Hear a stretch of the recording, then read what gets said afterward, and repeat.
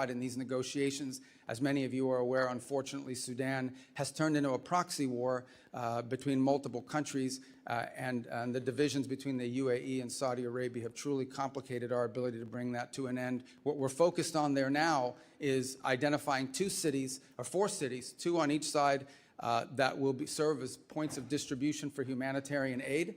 But the inability, the real frustrating thing about Sudan is that one side or the other will agree to something, but then they will not comply.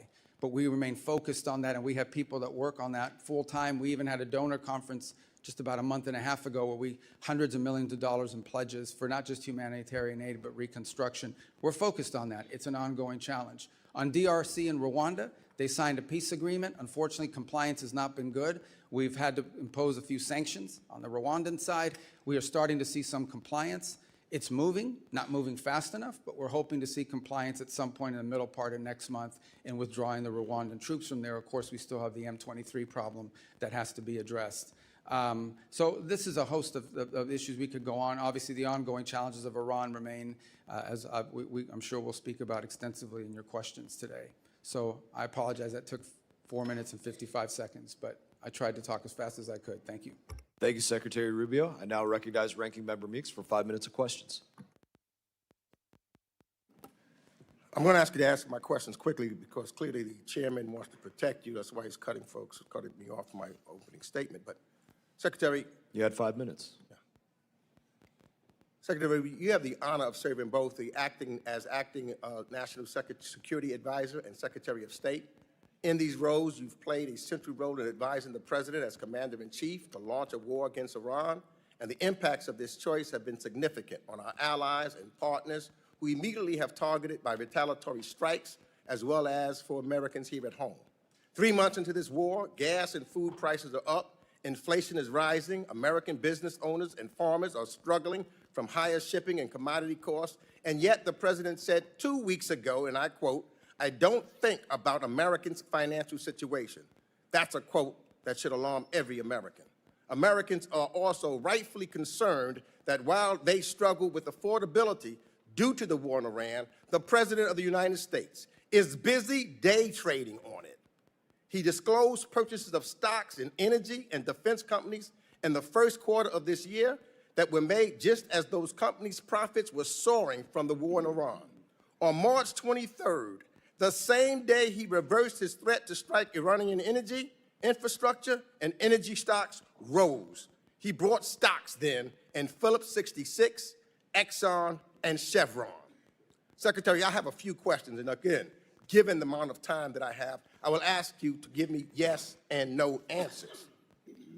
Did you warn President Trump before the war in Iran began that this conflict would drive up costs on gas, food, travel, and shipment? Yeah, I'll warn you right now, I don't do yes or no answers. Yeah, So well, I only have 5 minutes. I know when you were the senator, you know about this business. I never did yes or no answers and I to know people. you're trying to go out so that you can run out my 5 minutes. That's a simple I'm not question. gonna run out your 5 minutes. You're running out your 5 minutes. Did you? I don't do yes or no question. You want to ask me a question? I'll answer I'm your answering. question. You answer my question my way. It's my time.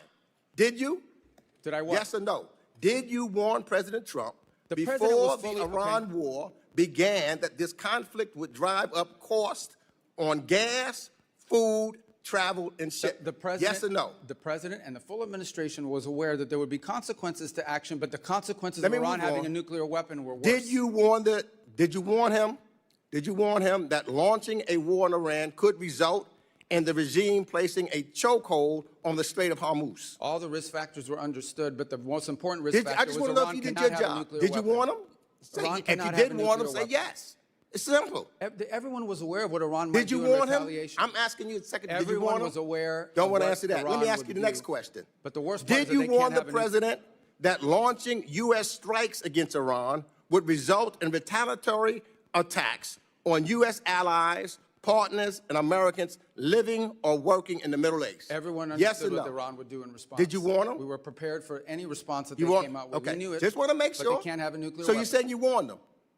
Did you warn the president that the personal stock purchases and companies profiting from the war that he launched could present a conflict of interest? I'm not aware of the president's stock purchases. I don't deal in that, and I don't even know what you're saying is true. Well, we know what he's, because it is made public what his stock purchases were. You say so. I don't read the All right, president's so- financial disclosure, but I don't believe that to be true. Well, I think then the president should be more transparent.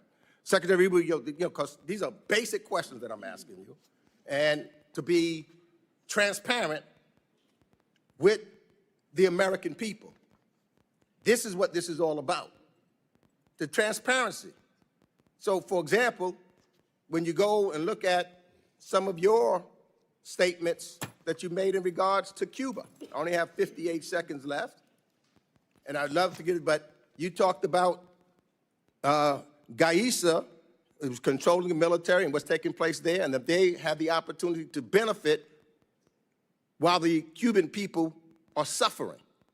So what we're seeing here now, the one person that's benefited from this war by his purchase of stocks, him and his friends, they have made billions of dollars while the American people are suffering. You've accused, and I agree, with reference to some folks, what they're doing in Cuba and how they're making money while people suffer. That's what's taking place in the United States of America. The Trump administration and his friends are making billions of dollars while the American people suffer. And they continue to suffer. Breaks my as heart, but gas ranking prices member's time go has up. expired. Representative McCall is recognized. Thank you, Mr. Chairman. Let me thank you for your service. Secretary, I know you're wearing a lot of hats, a lot of responsibilities. I think you're doing an outstanding job. Let me just say, since 1979, a dark veil of terror descended upon the Middle East, and we've had it ever since. And every president since that time has said that a nuclear Iran is not acceptable. And every Congress has said that. In fact, last Congress, when I was chairman of this committee, I passed a resolution that said that a nuclear Iran was unacceptable and that the U.S. must use any means necessary to prevent them from obtaining a nuclear weapon. The vast majority of Democrats voted for this. Almost all Republicans. It passed the House floor, a resolution stating that that is not acceptable. We've had a lot of talk in these Congresses and prior administrations, a lot of talk, but we haven't had a whole lot of action. Your administration, you, sir, and the president have taken action on this very dire, dangerous situation we find ourselves in with Iran obtaining a nuclear weapon. I also want to applaud you for your efforts in this Western Hemisphere. A free Venezuela, a free people, possibly one day a free Cuba. And people don't realize Iran is in this hemisphere, and Russia is in this hemisphere, and China is in this hemisphere. This is all kind of tied together in a coherent foreign policy strategy that I see. So I want to give you the time, sir, to respond to that, because, again, all talk and no action. But you, sir, have put this into action. Thank you. Well, let me just, before I address that, the ranking member made accusations against the president, which I've never heard before, but number one, are completely false. Not once. Just to be clear, not a single time, not even for a millisecond, has the president ever discussed his personal economics in relations to war or any public policy that he's made for that matter. And I've been in every one of his foreign policy meetings for the most part. As to your point, what we need to understand is exactly what you just said. It's not just that we say they can't have a nuclear weapon. Everyone says they can't have a nuclear weapon. The Chinese say they can't have a nuclear weapon. The Russians agree they couldn't have a nuclear weapon. But at a point, you have to do something about it. What Iran was trying to do was build a conventional shield of drones and missiles and a navy and capabilities. At some point, they would say to the world, now we're going to get a nuclear weapon, and you can't do anything about it because we have so many weapons and so many drones and so many naval vessels that the price we will inflict on you for trying to do something about it makes us untouchable, makes us immune. And the president was not going to allow them to build a conventional shield behind which they can develop their nuclear program. Today, the Iranian Navy sits at the bottom of the sea. They do not have a Navy. It no longer exists. They have no Air Force either. Their missile launchers have been significantly degraded. Their defense industrial base has suffered upwards of 80 to 90% of attrition. It will take years for them to rebuild it. Those are facts. That is the reality. That was the purpose of Epic Fury. It achieved its purpose in degrading that conventional shield. And it has brought them to the negotiation table that hopefully will lead to the point where Iran will give up its enrichment ambitions, will turn over the highly enriched uranium, will stop sponsoring terrorism around the world. You know, and I think the goal should be the fulfillment of the Abraham Accords. We know why October 7th happened, because Israel and Saudi were getting very, very close, and in Iran's perspective, dangerously close to a normalization agreement. And what did Iran do? They lit up their proxies. They lit up their proxies to stop that from happening. I do foresee a free Iran. I do foresee a free Venezuela and a free Cuba. But you have to start somewhere. And I think we're taking the steps so that future generations will thank us for these actions. Look, and on the point of, we would love to see a change in Iran and that they be governed by people, but that was not the goal of our mission. The goal of our mission was to take away their ability to threaten the region with an overwhelming number of missiles and drones that would basically make them immune to any sort of external pressure, and then they could break out to a nuclear weapon. That was the goal. It achieved that from a military perspective. The reality of it remains that it's not just us. The entire world says they can't have a nuclear weapon, but no one wanted to do anything about it. And I can tell you this, they are not going to have a nuclear weapons program, at least as long as President Trump is in the White House. That's been made clear to everyone in the administration from the very top down. It was the motivation behind these actions, and it's the reason why we engaged the way we did. I want to thank you again in the last 10 seconds for your service. I would hope we could unify as a nation behind this. I would hope our allies would unify behind us on this, because they've all said it as we have said it in the past, and yet it was all talk and no action. Representative's time has expired. Representative Keating is recognized. Chairman, for the record, I ask unanimous consent to submit the President's financial disclosure form, which will detail those dealings that were referred to by the ranking member. Without objection. Secretary, thank you for being here. In conjunction with your job, you're also the National Security Advisor with access to the most sensitive intelligence secrets our countries and other countries have in the world. But before this, you had these two positions. You had a distinguished career as a member and a chair for 5 years of the Senate Intelligence Committee up to last year. And you and Senator Warner are some of the most respected and knowledgeable people at that time and voices in the entire intelligence community, earning the trust of Democrats and Republicans alike, Senator and House members, and other countries. So with all your Intelligence Committee experience, now Secretary of State and National Security Advisor, and all those years of experience, have you ever, specifically in the context of the intelligence community, heard the name Bill Pulte? In the context of intelligence? That's what I said. No. No, I have Never heard his name. Okay, thank you for answering that. Well, never even heard his name. Given all your years of experience and your position now, never heard the name. For the record, Bill Pulte is a person Donald Trump has chosen for the acting director of national intelligence with no experience in the intelligence field, whose misuse, widely reported, of confidential information led to the prosecution of the president's political enemies, is now the person in charge of the nation's most closely guarded intelligence when he couldn't even conduct himself appropriately as the federal housing finance director. Now, Secretary, have you ever heard of the name Ira Zahari? Who's that? You've never heard the name Ira Zahari? I mean, it doesn't ring a bell off the top. In the context of security? Well, let me tell you. Mr. Zahari pleaded guilty for breaking into the Capitol on January 6th through a broken window, wielding a metal rod as a weapon. And Donald Trump appointed him to a team at the Pentagon focused on irregular warfare and, of all things, counterterrorism. That's ironic, given that he participated in one of the most significant incidents of domestic terror in our country's history. I think it's shameful, the people that are being appointed, and I think it's also shameful, some of the people that have been fired. Now, I want to move to Iran, because given your nuclear and intelligence background, which is extensive and appreciated and respected, I'm sure you're aware that Ukraine, the country at the time with the third largest nuclear arsenal, peacefully turned over their nuclear weapons in conjunction with the Budapest Memorandum, and in exchange for the U.S. commitment to defend Ukraine if it ever came under threat. The U.S. gave their word to Ukraine they would defend them. And And I found this amazing. In your opening remarks, that you took us all over the world, and you mentioned 15 different incidents where you have interceded. 15, the top 15. Not once did you mention Ukraine when you were prioritizing the achievement that's there. Now let me go on. Tried to stay under Let 5 me go minutes. on. Oh, you tried to stay, yeah, please. Well, I It's can not answer funny. that. It's not funny, Secretary. Now, What's not in funny is Iran that- now, Well, you don't. in this Iran you now, can't even I answer reclaim questions my here. time.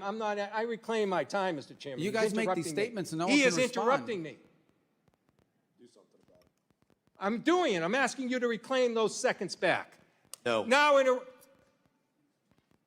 in Iran, what goes around comes around, Mr. Chairman. Now in Iran, the Trump administration issues a general license to Russia, providing billions in oil profits every month, several billion every month, fueling Putin's war machine. You didn't mention that in your opening remarks. And then this is a war of aggression of Russia attacking Ukraine, which we gave our agreement. And this is to a country that's assisting us in Iran, Ukraine, and helping a country with a war machine that are aiding Iran against us and putting our service members in jeopardy. Look, we have an opportunity as members just today to vote on the Ukraine Support Act. I hope we do it, and I am confident that we'll have bipartisan support.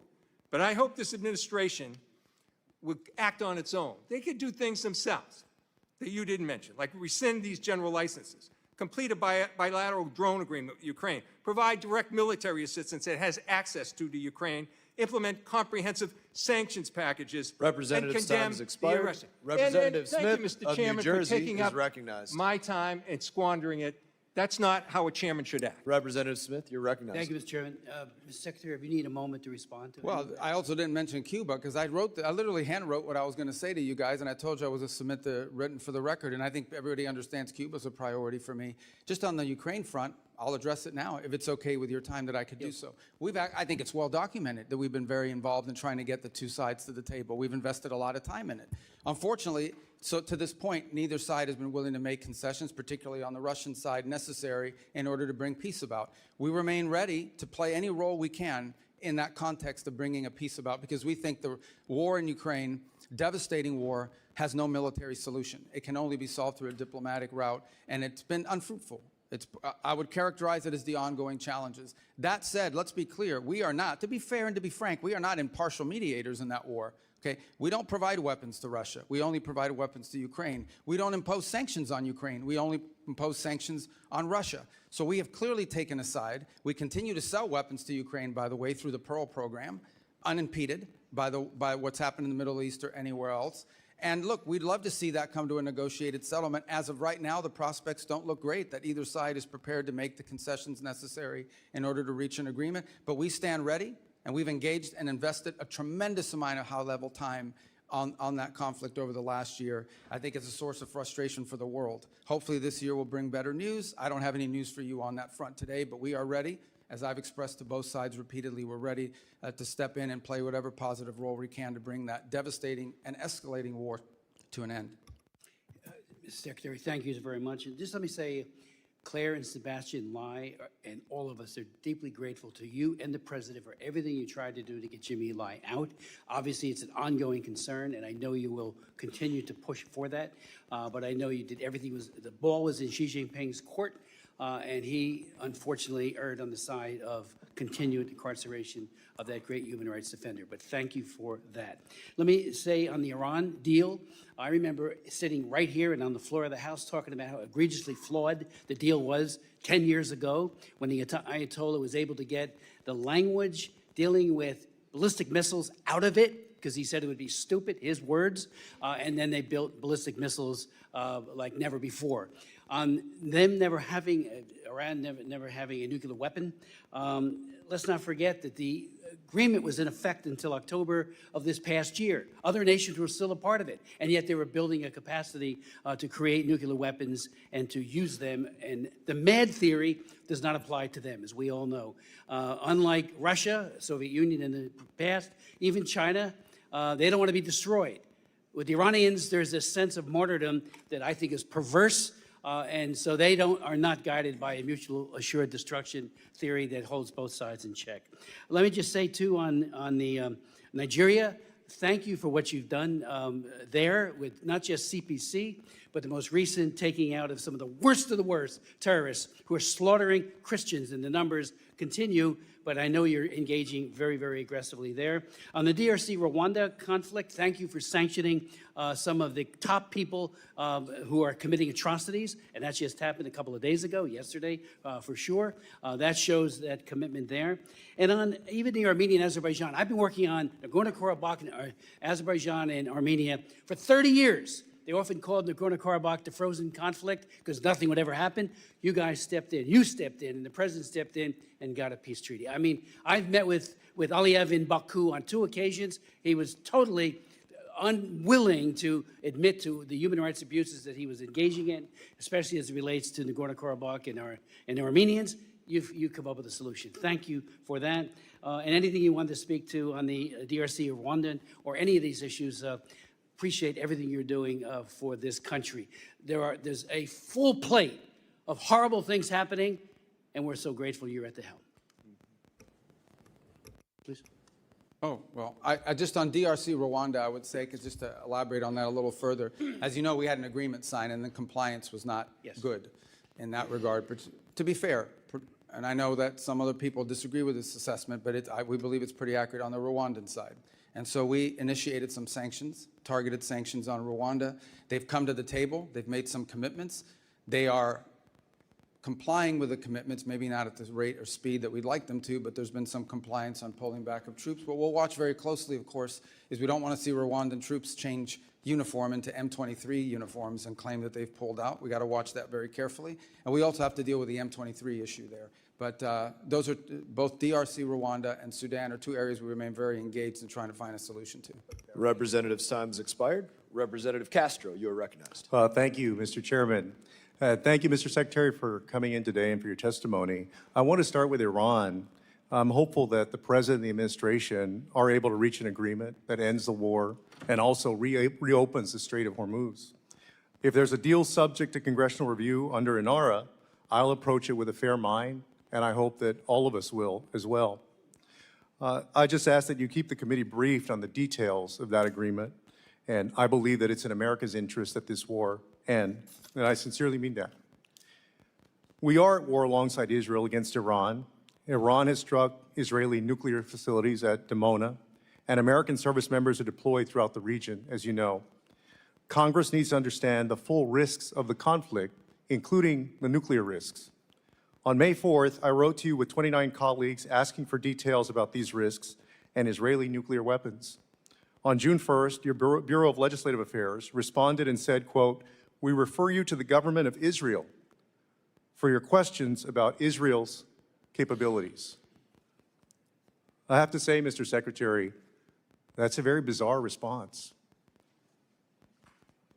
30 of us wrote to you and to the State Department asking our government for an answer, an assessment about a foreign nation's nuclear capabilities. In your opening statement, you referred to India and Pakistan as nuclear nations. We've also spoken in different sessions, both in closed and open sessions, you know, as a U.S. Senator, former U.S. Senator, about the nuclear capabilities of other nations, Iran, China, Russia, France, the UK, both adversaries and allies. And so I wanted to ask you the question today, will you tell us, the Congress and the American people, whether Israel, in fact, possesses nuclear weapons? You know that that's a question that they've never acknowledged to have a nuclear program. People can have, as you know, in open source and other reporting, suspicions about what they possess. If we're speaking frankly, I think most of the world assesses that they do, but they've never acknowledged that publicly, and as a feature of our foreign policy for a variety of reasons, we don't discuss it in that way either. Well, I guess a few things. This is the first time, especially for an extended period, that we are at war with an ally, Israel, against Iran, and we have service members deployed. And we don't, if they in fact possess nuclear weapons, and you're right, in open source reporting that has come across, we don't know what their red lines are for using those nuclear weapons. And so I guess I'm shocked that our government wouldn't make an effort to know, to understand, and then to give our oversight body the information that we need to make decisions about the war as well. That's a fair observation, and I would answer that if perhaps you make that request and you're open to it being answered in a different setting other than a public letter. Classified setting? A classified setting? Yes, both classified and sensitive. And if we could, I think you would get a better response to your question if the context in which it was answered were framed differently than a public letter for a variety of reasons. If we're being mature and grown up here, I mean, foreign policy, and I know that you are, and from the tone of your question, it's clear that it's a serious question. These things require delicate balancing acts between different equities, but I think you can get probably a more fulsome answer if we were to be able to respond to that inquiry in a different context, if that makes sense. Mr. Secretary, I'll certainly take you up on that, and I appreciate your answer. Thank you for that. I have another question on Lebanon. The president and you are working to end this war with Iran, and according to reporting at least, one of the main sticking points is Israel's continuing military campaign in Lebanon against Hezbollah, which the president has called on Israel to stop. The president confirmed last night, in fact, that he in fact told Israeli Prime Minister Netanyahu to stop the war in Lebanon. My worry is that Israel's insistence on continuing this war against Hezbollah will jeopardize the president's efforts and the American government's efforts to reach an agreement with Iran. And so my question is, do you agree that Israel should stop its military campaign in Lebanon and support the president's negotiations for a peace agreement with Iran?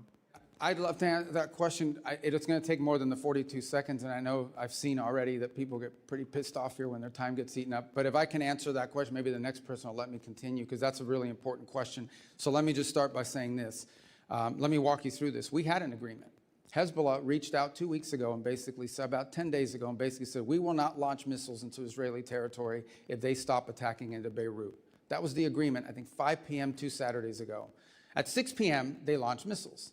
And then they came back and said, well, we made a mistake. We thought it started tomorrow, not Saturday.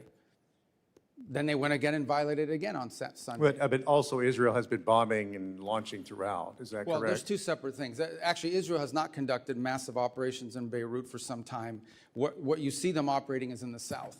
And what they are, what we've always said, and it's part of the joint statement, we've always said is Israel has a right to act in its defense. So as an example. Well, but so then why did the president have to tell Israel to stop Time has anything? expired. Representative Wilson is recognized.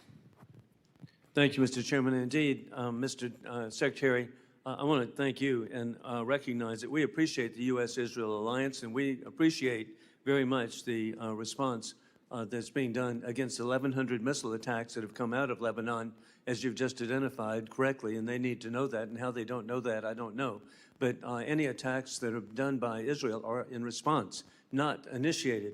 With that in mind, you are serving at a historic time with success of dictators on the run. Dictator Assad of Syria has fled to Moscow. Dictator Maduro of Venezuela is incarcerated in Manhattan. Dictator Khomeini of Iran has been eliminated, joining the 40,000 Iranians he murdered this year.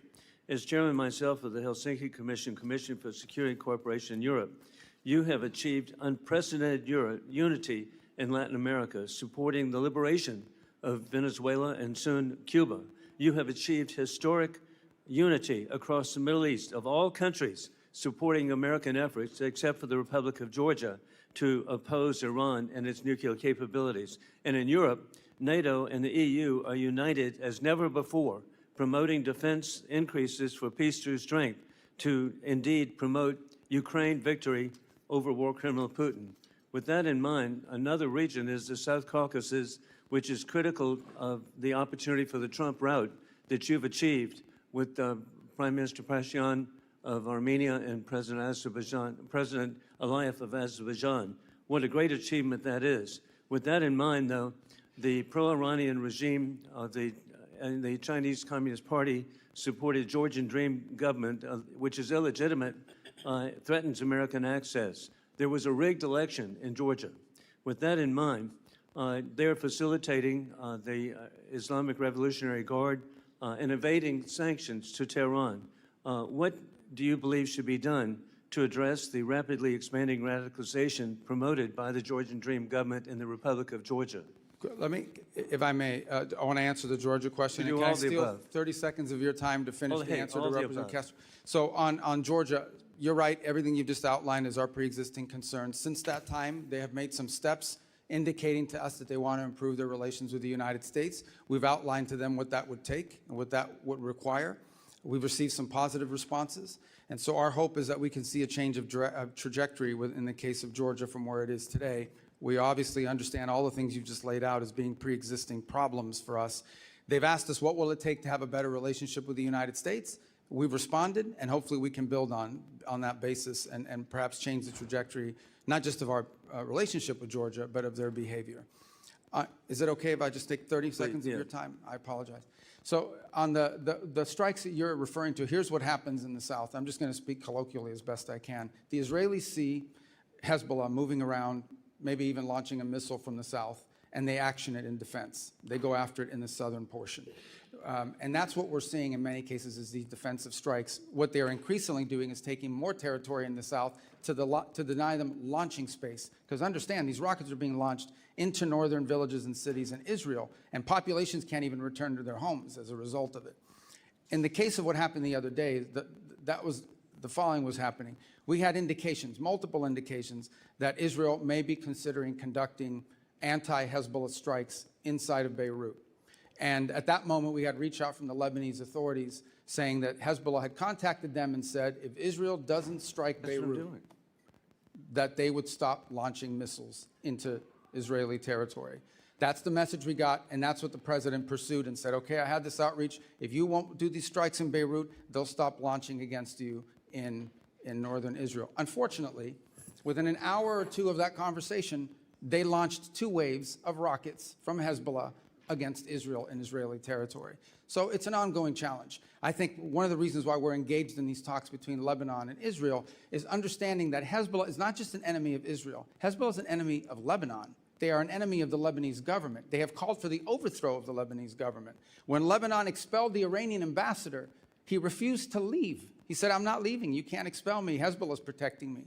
So Hezbollah is not just a challenge to Israel. It's a challenge to Lebanon, to the Lebanese state, and the Lebanese people. And we are hopeful that we can create a paradigm in which Lebanon's government and Israel can work together to disarm Hezbollah and allow the people of Lebanon to reclaim its country. But it's complex.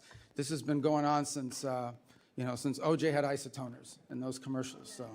And Mr. Secretary, you're correct. I was with President Aoun in Beirut last year, and what you're doing is should address it. I do want to point out, give Syria a chance, and that's been your success, Tom Barrack, the president, giving Syria a chance. We need to delist Syria from the state sponsor of terrorism, and I urge that to be done. Thank you for being so generous for Representative Castro's question. Representative Titus is recognized. Thank you very much. Thank you, Mr. Secretary. I just want to talk about some of the conflicting comments that we've been hearing about the status of Iran's military. The president just made some comments on Fox News where he said Iran's military, we sort of left it alone because we think that their military is somewhat moderate. We've taken different forms of leadership out, but we've actually left their military alone. People would be surprised to hear that. Well, I'm very surprised to hear it because we've had Secretary Hegseth say repeatedly that epic fury decimated Iran's military and rendered it combat ineffective for years to come. You've said the Iranian Navy is at the bottom of the sea and they have no Air Force either. Well, which is it? You're the Secretary of State and the National Security Advisor. If you can't tell us if the military's decimated or not, is it at the bottom of the sea? Was it left alone? This is a major point I think Congress needs clarity on. Okay, thank you. Fair question. Let me address both of them. The first is on the military. I think there's a difference between the military's hardware and capabilities and the individuals involved in the military. As you know, the Iranians suffered tremendous losses in personnel, and that includes top leadership of the IRGC and other elements of their government. What the president is alluding to is that there are certain individuals in the Iranian regime who have indicated both directly and indirectly a willingness to approach the future perhaps a little different. Not ideal. I'm not telling you, look, everybody talks about moderates in Iran. There are no moderates. There are radicals and super radicals, okay? That's been our view of it. But there are some of them that believe that they actually need to do a deal because their economy is in shambles. And so I think what the president is alluding to is that there are some individuals involved in the negotiations and in elements of their government, including some in elements of their military, that are more open to a deal than other. As far as the Navy is concerned, yeah, they have no Navy. What they have remaining is a bunch of small crafts, I would call them Boston whalers with machine guns, and these things are harassing ships. And these are the ones that go after, in some cases, they drop mines off the back of them, or they try to harass shipping with swarms. They are unable to form swarms the way they once did. They are primarily now threatening shipping through the use of one-way attack drones. But their Navy, what you would consider a Navy with naval vessels that can actually conduct naval operations, is non-existent at this point. So is the war still on, or is the war off? Well, Epic Fury has concluded. What you're seeing reports of, including last night, is the following. A ship will go through the route, particularly both the northern and southern route of Hormuz. Those ships will come under attack. The U.S. will respond to that attack by shooting down those drones that are trying to sink a commercial civilian vessel illegally and unlawfully. At that point, the Iranians will respond to that by targeting some facility in the region in retribution. On occasion, in order to protect our own forces, we don't just strike the drones, we strike the people who launch those drones. These are completely defensive in nature, but they are happening in response to an Iranian action. If they don't shoot at those ships, we don't shoot. But we have to respond. You have a civilian commercial vessel transiting the straits, and they're being targeted by drones, and these drones are not like highly precise. They could hit any part of that ship, and they could create, including an ecological disaster. Well, apparently some kind of military exists that's shooting these drones off. I mean, the military obviously isn't decimated. Well, if it can attack these ships with these drones. Yeah, they still retain a And when drone. you say that what the president was alluding to, the president's not a person who's known for illusions. He just shouts it right out, whatever he's thinking. So I don't think he was alluding to anything, as you suggest. Well, drones are, as you know, a challenge in multiple battlefields around the world. It's going to be a tremendous challenge for warfighting in the future because they're cheap. Yeah, I know what drones are. I know you know what they are, but I'm saying that they're cheap and they're easy. Yes, I know, and we're using things that are very expensive to shoot them down. And that needs to change. That said, yes, they still have the capability to, they can't launch as many as they used to, and they can't launch them in the swarms they used to launch them in, but they still retain that capability. Okay. Well, let me just ask you a quick question about something that Ambassador Barrack said, changing the subject a little bit. He compared Israel to Hezbollah, for one thing. That was a pretty concerning comparison. But also he said Turkey should join the F-35 program. These comments are inconsistent with law and longstanding policy, and I'm just wondering what your position is as Secretary of State. Can Turkey get F-15s and, F-35s, or not? We seem to be helping the bad guys and not the good guys. Well, as I'm sure you're aware, Turkey actually was in the F-35 program. The reason why they can't get them is because they purchased the S-400 system That's right, from the they Russians. still have those, and they're still under mandatory sanctions because Correct. of So that. as you know, that's governed by statute. Okay, or not? Well, right now, we don't have that choice because it's governed by statute, both provisions Well, then of the why is our NDAA and the ambassador statute. out there saying that? That Well, shows Representative, the time has chaos in the- expired. Representative Perry is recognized. Thank you, Mr. Secretary. I would give you an opportunity to answer the ranking member, even though he didn't pose it as a question. But I, as an individual, like many on the dais who have served in uniform, thank you for your actions regarding Iran and this administration's action. But if you want to answer it yes or no, you're welcome to. Who started the war between Iran and America 47 years ago? Yeah, I don't, these yes or no things I don't like, but I could just tell you, Iran has been at war against the United States since the minute the Islamic regime took over. Yeah, and I feel the same way. And again, thank you on behalf and to honor the thousands and 10,000s of Americans who have been murdered or maimed by Iran. Thank you for honoring them. Just moving on to questions, did Pakistan's foreign minister personally deliver a message to you that Iran is prepared to demonstrate a nuclear weapon should the current escalation continue? That's been reported, and I just want to see if I can ferret that out a little. I've not seen that reporting, and I'm not aware of any such message. Okay, and if there were such a message, would that change anything in America's posture, or not only the message, but the action? Would that change anything regarding our goals regarding Iran? The hypothetical question is, if Iran threatened that they're going to test a nuclear device if talks fail, I think it would confirm everything we believe about them anyways. And I think the president then would have to pursue, or at least have to consider various other options that are available to him in that context. But again, I've not heard that message relayed. I don't know the reporting you're referring to. You're talking about a press report? Yeah, I am talking about a press report. I would be surprised if that message had been relayed. I would be aware of it if it was. I would think so. That's why I'm asking, so that's enough on that. I know that the president, look, he's an America First guy. He's concerned about every single American citizen, regardless of their party affiliation or their ideology and affordability. The president is concerned about those things. And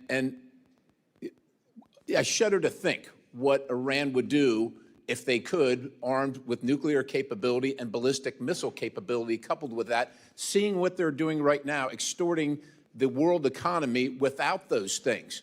So with that in mind, it's been reported that the UAE is building a pipeline to the Gulf of Oman, which would bypass the Strait of Hormuz, essentially doubling their capacity, which would, of course, lower the price and the risk of global fuel transport or oil transport. Do you understand or do you recognize and know what the timeline for a proposed timeline for completion of that pipeline is? Yeah, I'm aware of those efforts. They actually pre-exist the conflict in terms of a desire to do so. These things, I can't tell you specifically. I'm not a pipeline building expert, Right. but I can tell you certainly it's going to take more than a week or a year. I mean, these are complex.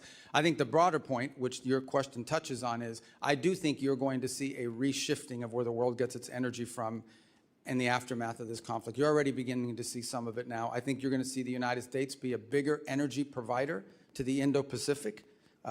We have the capability to do so, but it's going to take some time to build that capability. So I think you're going to see more of that. And I think you're going to see the establishment of more of these alternative routes as a result of this. Remember, only about 20% of global oil goes through the Straits of Hormuz, but it is about 80 to 85% of the oil that goes to the Indo-Pacific. So in those particular countries, I think you're going to most definitely see them buying more from other places, including the United States. And that's going to lower the cost for everybody, which is great. Secretary, just moving on, you're of Cuban descent, of Colombian descent.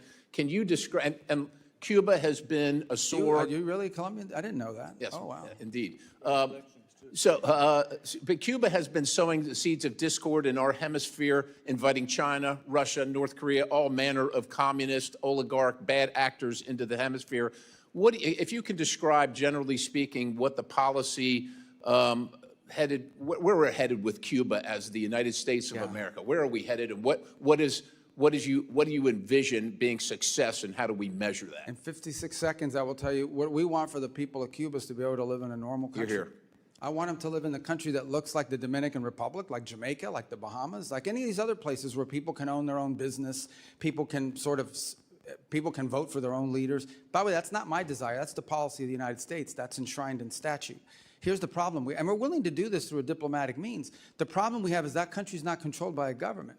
That country's controlled by a military conglomerate that basically controls 70% of the nation's GDP, and none of the profits of that conglomerate goes into the public treasury. None of that money goes to build bridges and roads or to reinvest into their energy infrastructure. All of it goes to build more hotels for tourists that aren't coming and to line the pockets of the people that are involved. So that has to change. My question, I think we all can envision what we want Cuba to look like, and it doesn't have to happen from overnight. Okay, we understand they're not going to go from being what they are now to turning into Belgium or Switzerland in one day to the next. It takes time in these processes. I just don't believe, frankly, at this point, given everything we've seen, that the people in charge of that conglomerate and of that government are capable of making these reforms, at least not yet. Their mindset isn't there. Their incentives aren't there. They have spent, 60-something years waiting us out and holding on, and I think they can still get away with it, and they can't, and they won't be able to. Time has expired. Representative Liu is recognized. Thank you, Secretary Rubio, for being here today. You have been at multiple meetings with President Trump. In a moment, I'm going to show you a video of one of these meetings. It is from last December. It's a cabinet meeting. I'm going to ask you to focus on President Trump, and you will see that he is sleeping while you are talking. Oh, my God. Please show the video. Products they make and what American farmers grow and produce has a fair shot to be sold around the world. On issue after issue, that's been the case. You talk about foreign aid reforms.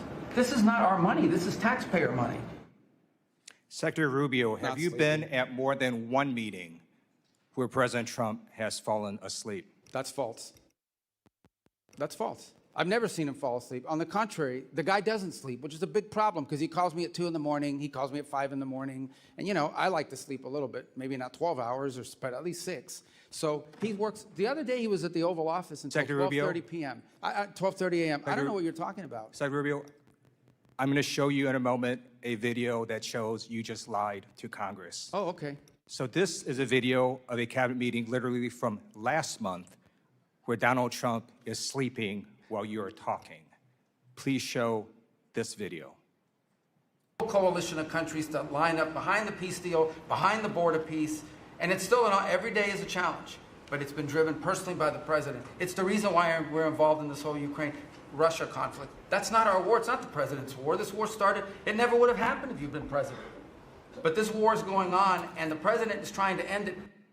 You are literally talking about issues of war and peace, and Donald Trump is sleeping right next to you. No, he's not. If Donald Trump cannot stay awake at these important meetings where the cameras are rolling, imagine what he's like when the cameras are not there. So I'm going to ask you, have you been at classified meetings where Donald Trump has fallen asleep or had trouble staying awake? I've never been at any meeting where, and the things you're showing me now, he was not falling asleep.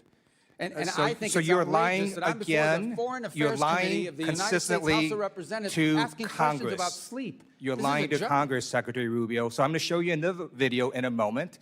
The Show me all the videos you want. president's inability to stay awake on the job has caused other countries to perceive him differently. They mock him.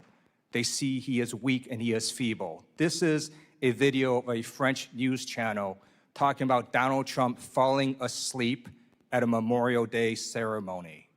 Please show this video.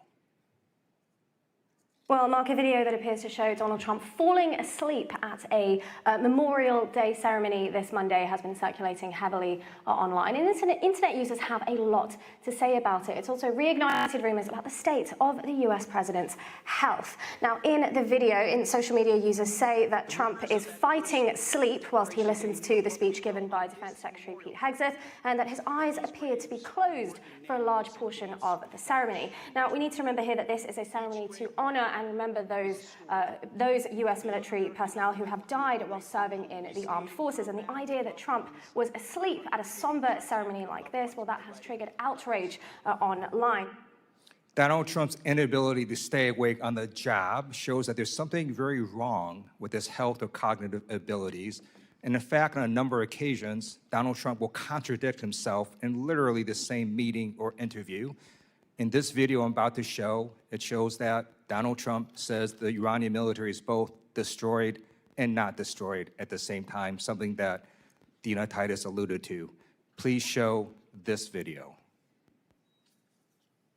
Of leadership, we've actually left their military alone. People would be surprised to hear that, because mistakes have been made in wars where you wipe out everybody and then you have a country that's, for 40 years can never rebuild.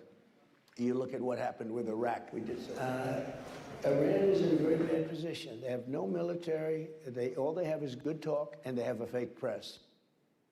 So, Secretary Rubio, instead of holding North Korean-style cabinet meetings where everyone goes around the room kissing Donald Trump's ass, I'm going to ask you to come clean with the American people and the White House as well.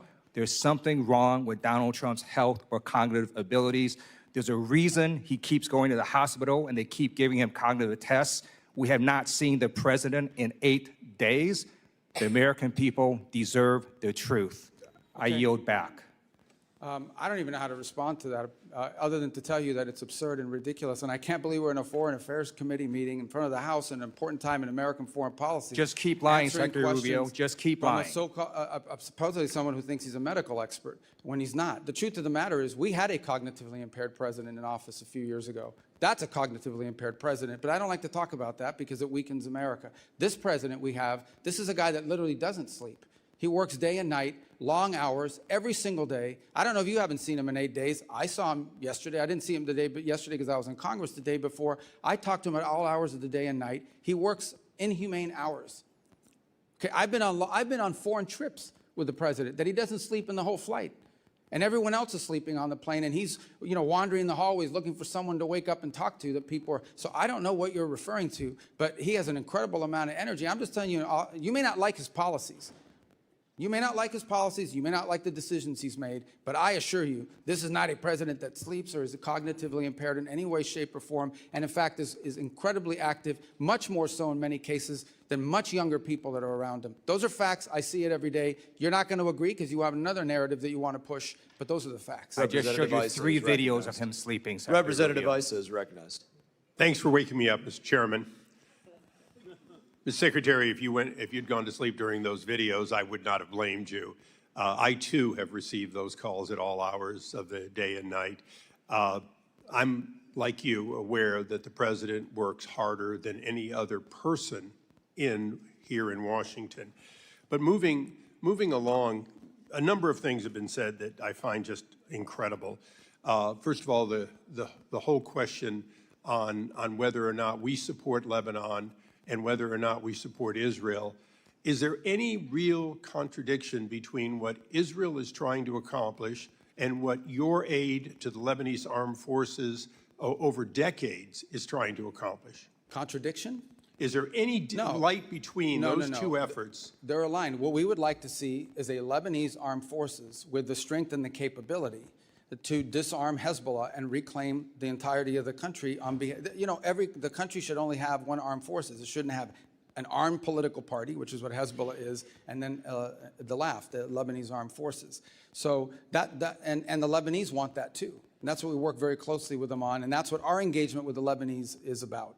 And, Mr. Secretary, just for the record, in one of the last times I was in Israel, I asked Prime Minister Netanyahu if we should cut off aid, as some have said, to Lebanon. He said, to Lebanese armed forces, he said, no, give them more. Give them what they need to take back their country. So I do believe that we couldn't be more aligned with the efforts of Israel and the present government of Lebanon. Moving along, you did a great job of going around the world and outlining the mess that was left to you as you pick each of them up. One that you didn't touch on that I'm concerned about is actually a democratic one, which is the democracy of South Korea has taken a strong bent to the left, opening up more avenues toward China and, in fact, beginning to oppress many of our companies, including Meta, Coupon, and others. Can you tell us what can be done and what this committee should do with countries who, through democratic means, are beginning to become anti-U.S.? Right. So there are a couple points I would make. The first is that, and this is the unique aspect of dealing with democracies, and we see it in our hemisphere quite often. Sometimes in a democratic country, they will elect leaders that are friendlier to U.S. national interests, such as what we have now in Japan. And sometimes they will elect leaders that have a different perspective. We respect the sovereign choice of the people of that country. That's a legitimate election. That's who they chose. In those instances in which a democracy and their elected leaders are taking positions that run contrary to the national interest of the United States, it doesn't mean we want to overthrow the government or get rid of the government because it's a democratic government. It simply means we have to engage them in the fact that they are doing things that are irritants to our national interests. You point to some of our companies. Our companies aren't just facing challenges and, I would say targeting in South Korea. They're facing it throughout Europe. And the European Union, as an example, is targeting our technology companies and conducting what we believe is unfair. So I think this becomes a feature of our engagement with South Korea, even as we have things that we're strategically aligned on. These are areas we've expressed and I think have, frankly, impacted our ability to conclude a trade agreement with them because of some of their behavior towards American companies. Iran obviously was going to dominate a part of today, and I'd like to close my questioning with a question for you. In 1979, if my math is correct, you were 8 years old when they took our embassy and then lied about it, claimed it was students doing it. That's 47 years ago, has been said many times. Is it fair to say that President Trump, no matter what the people on the other side of the aisle want to say, is not in the 60th or 70th day of action, but in fact in the 47th year of an ongoing war with Iran that has spread to Yemen, to Lebanon, and even to South and Central America? I think I would start, well, absolutely, first of all, with Hezbollah. Hezbollah is an agent of the Iranians, and they've carried out terrorist operations around the world, including the recent anniversary of what they did in Argentina, the Jewish Center. But let's not forget those IEDs that were used to maim and kill our troops in Iraq were all innovated by Soleimani and the IRGC, which strongly supported that. Let's not forget that we have these Iranian proxy militias operating inside of Iraq that as recently as 2 months ago kidnapped an American journalist. And let's not forget that there are people that are both charged and convicted in the United States for participating in Iranian assassination plots against the president and against other former and current government leaders. So we've been facing this from Iran for 47 years in a variety of ways, some more open than others. Thank you. And Mr. Chairman, I ask unanimous consent that the Wall Street Journal article entitled "South Korea Takes a Hard Left Turn Against America" be placed in the record. So ordered. Thank you. I yield back. Without objection. Representative Jacobs is recognized. Thank you, Mr. Chairman. Mr. Secretary, good to see you. I'd like to talk about the war in Iran. Yesterday, in your Senate testimony, you told Senator Booker that the war in Iran is over. This is news to me. It's also news to my 2,500 constituents, Marines, San Diego Marines in the Middle East off the coast of Iran, the other of my constituents who are deployed there, and the thousands more of my constituents who have 48-hour deployment notices whose families are still very concerned. But okay, I will take you at your word. If the war is over, I have a simple question. Who won? First of all, Epic Fury is over, which is what you would consider the war. That operation is So you agree concluded. it's a war, then? No, those are hostilities. They called it a war. I'm Okay. just responding to the Senator Mr. Booker's Secretary, question. you can change the name of the operation. It doesn't change the fact that the strait is still closed and my service Yeah, but members that's and not- all of our service members are still in I know, but harm's that's way. not The what you war asked me. is not over. But I'm agreeing with you. Okay, fine. We're taking you at your word. The war is over. Who won? Well, first of all, you're not taking me at my word. It's a fact. We're no longer conducting sustained strikes inside of Iran to degrade their military because Epic Fury is over. The second point is on the question of who won, I can tell you this.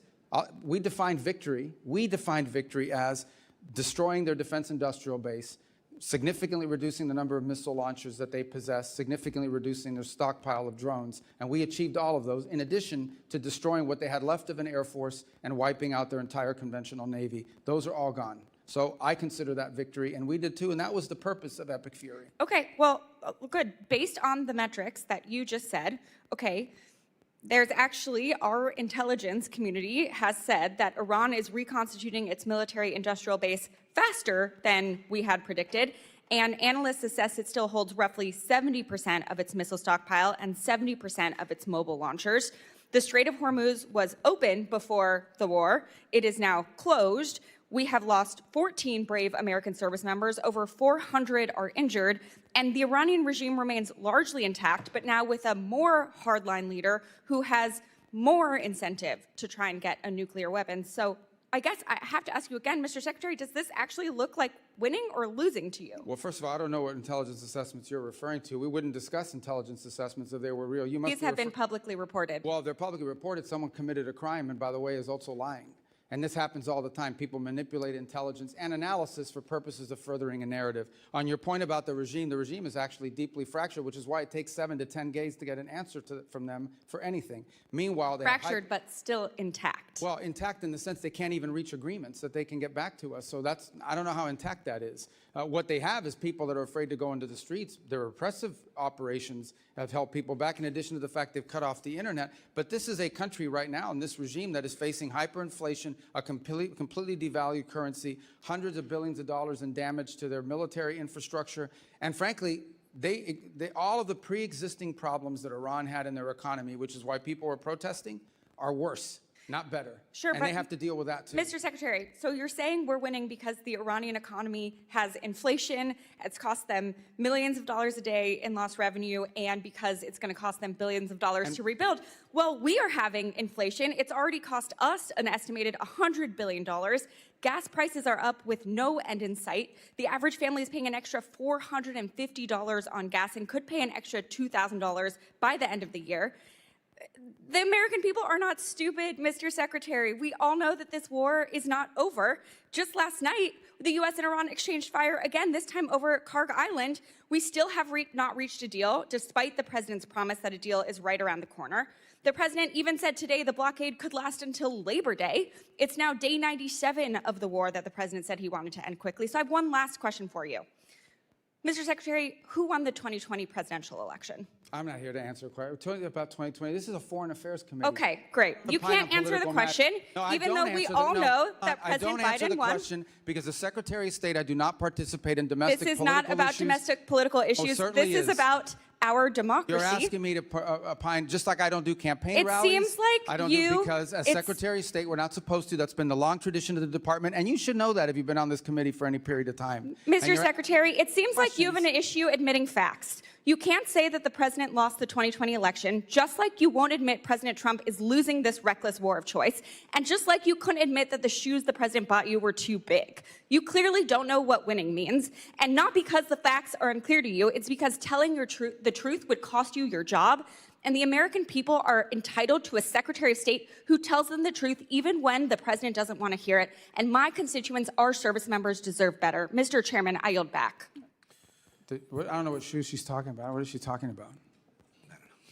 Representative Burchett, you're recognized. Thank you, Mr. Chairman. If you'd like to answer any of that. Yeah, I don't know about the I'll shoes. give I you mean, a he gave me minute. some Florsheim shoes. They're actually pretty good. They fit fine. I don't know what she's talking about. And maybe that's what she's referring to. Your shoes look very nice today, Mr. Secretary. Well, how can you see them? They're way down here. We're talking about shoes. Are you guys kidding me? I mean, is this the Foreign Affairs Committee or is this like a circus? What is this? I think it's a Let's go. circus, but I appreciate you being here, Mr. Secretary. The United States is NATO's largest financial contributor. Why does NATO consistently ignore our call to share more of the defense burden in Europe? And is it our national interest to continue participating in NATO? Well, I can give you the why, okay? And the why is pretty, and is the following. Especially in Western Europe, for the better part of 20 or 30 years, they have not had to spend on defense because the U.S. security shield has allowed them to instead spend their money on building up a very vast and robust social safety network. In my time as a senator and before that as a state representative, you would hear often from constituents about how come they have this and that in Europe and we don't have it here. Well, one of the reasons why is because these very rich countries were spending their money on social programs instead of defense because we were covering their defense. That paradigm has to shift. It has to shift for two reasons. The first is these are very wealthy countries that should have the ability to spend more to build up their defenses and need to. And this is not unique to President Trump. Multiple American presidents in both parties have complained about NATO burden sharing. This is just the first president that actually is doing something about it. The second point is the United States has global obligations. Just as I can leave a meeting with Europeans that want to talk about NATO, and the next meeting will be with someone from the Indo-Pacific that would like to see a greater U.S. military presence in the Indo-Pacific. And then you can talk to Gulf partners that want to make sure we're still committed to defending and being involved there. And then you can go to Africa and talk to countries that want to see our cooperation on counterterrorism. And then you can go to the Western Hemisphere where they want us to do more with them as well and pay more attention. So the U.S. has global obligations, and while we have vast resources, we do not have unlimited resources. We have to allocate them, and that will include constantly re-examining what our force posture looks like in Europe in comparison to other theaters and potential contingencies around the world. Thank you, Mr. Secretary. I also wanted to thank you in the White House for supporting the bill that I've been pushing to defund the Taliban. You're very kind to me to meet with me, and I appreciate that very much, and the President's support as well. As you know, we're the UN's largest financial contributor, but it consistently pushes liberal policies like abortion and gender ideology in spite of our opposition. And every time there's a new council or whatever, and it's always our enemies that seem to be on there. Why is the U.S. still a member of the United Nations? Of the United Nations? Yes, sir. Well, twofold, I would say. The first is the United Nations, of course, is a very frustrating thing for us, primarily because it's been unable to intervene or play a constructive role in most of the major crises around the world. It's lost its purpose, it's lost its mission. I think our UN mission is doing a very good job of driving substantial reforms at the UN and using our fees as leverage to achieve those reforms. Last year, actually, we had some pretty substantial successes, some real reductions in the size, in the bloated budget of the UN. And by the way, this is not just a U.S. position. Multiple countries agree with us that the UN had grown too large and it lost its core mission. On the other hand, there have been instances and we try to use the UN where possible as a viable forum in which to solve problems. It was helpful as a forum in the Security Council, for example, in standing up the new mission in Haiti, in which the U.S. contribution is dramatically reduced, and partner nations around the world, because of the UN approval, are now able to step forward and provide not just money, but actual troops for the gang suppression force. Likewise, we have 100 and I don't want to lose count, but 130 some odd co-sponsors of a resolution, the largest number of co-sponsors ever for a resolution in the Security Council condemning what's happening in the Straits of Hormuz and authorizing countries to potentially do something about it. Unfortunately, it's facing a veto threat from China and Russia, so no vote has been scheduled on that yet. So there are organizations in the UN that we've partnered with. We've been able to partner with them on making contributions to humanitarian relief around the world, and we actually struck a pretty good deal with them in which we can ensure that that money is going to be spent in a way that furthers our national interest, not go to fund the NGO industrial complex, but also provide aid, critical aid, to areas that badly need it. So there's been some utility with some of it, but the UN is in need of continued dramatic reform, and we intend to continue to use our fees that that they claim we owe as leverage for that. Thank you, Mr. Chairman. One last thing. Is there any anything UN and NATO could do that would be mutually beneficial? Any reforms? But I'm sorry? Any reforms that the UN and NATO could do that would be mutually beneficial? Well, with NATO, it's a much deeper conversation that involves basing rights that have been denied to us by a handful of countries. And I think this is just it's going to feature prominently in the meeting in Turkey, as it did last week in the meeting with the foreign ministers. On the UN, I can provide you the list of the reforms we are asking for. They've imposed last year more reforms than ever before, but there are a few more that need to happen. And I can share that list with you and with the whole committee. Representative Stanton is recognized. Thank you, Mr. Chairman. Thank you very much, Mr. Chairman. Mr. Secretary, I do want to talk to you about the blurring of lines between public service and private enrichment at the highest levels of this administration's foreign policy leadership. President Trump has placed Steve Witkoff and Jared Kushner in charge of addressing some of the world's most intractable conflicts, including the war between Russia and Ukraine, and cleaning up the president's self-made mess of war of choice in Iran. Let me start with Mr. Witkoff, Trump's special envoy to the Middle East. He co-founded the cryptocurrency venture firm World Liberty Financial alongside President Trump and President Trump's children. Days before President Trump's inauguration, a firm controlled by a member of the royal family of the United Arab Emirates, Sheikh Taghnoon, bought a 49% stake in the company. That was a $500 million investment. $31 million of that went straight to the Witkoff family.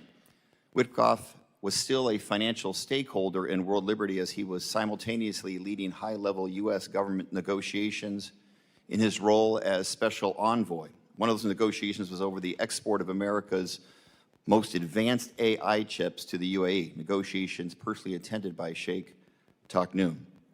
In the spring, another company chaired by Sheikh Taghnoon, MGX, deposited $2 billion in World Liberty Financial's stablecoin, the single largest investment in the crypto company ever.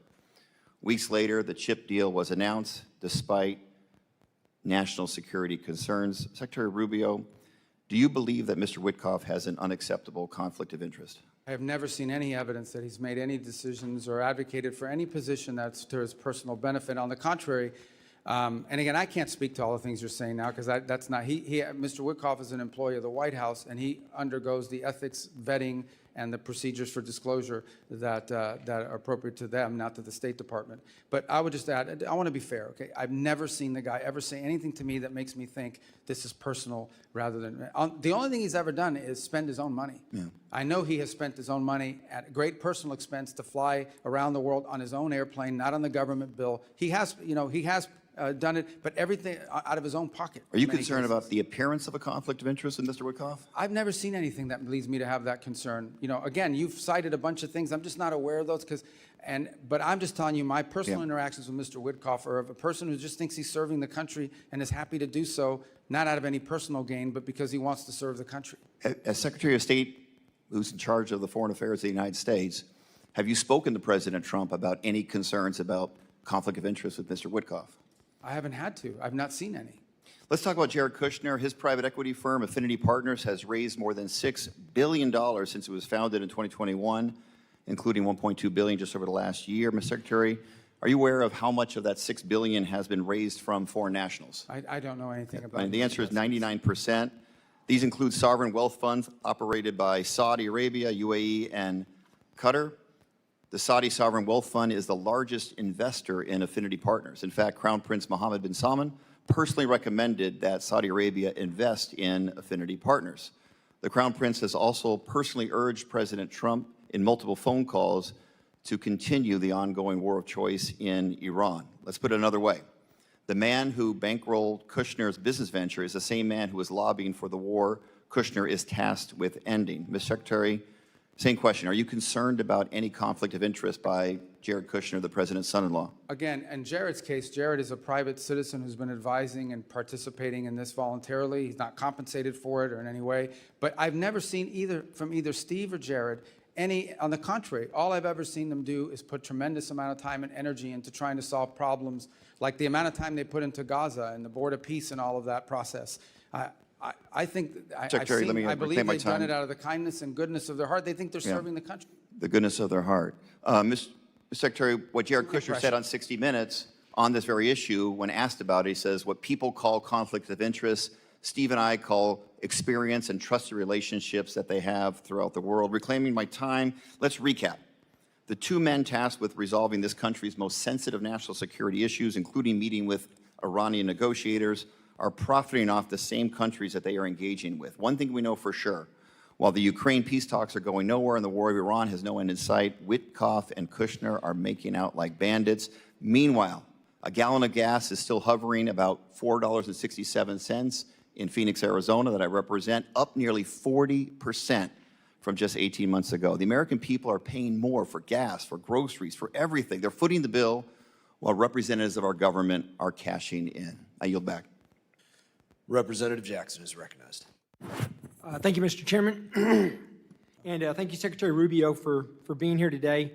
Thank you for your work to execute an America First foreign policy that is making America safer, stronger, and more prosperous. From confronting the corruption of the Maduro regime to negotiations with Iran to stabilize the Middle East, you have played a crucial part in spearheading the administration's Peace Through Strength initiative. Secretary Rubio, I want to reiterate what you wrote in your opening statement, that American leadership should always be on behalf of American interest. Thanks to President Trump's historic foreign policy initiatives, the USA has no longer sit idly by as other nations take advantage of American funds and military support. My question, global commerce and diplomacy rely on coordinated strategies with allies to combat illicit trade and support U.S. exporters. To support the Trump administration's efforts to enhance U.S. national security while advancing strategic American investments, I recently introduced the Strategic Export Controls and Border Security Enhancement Act.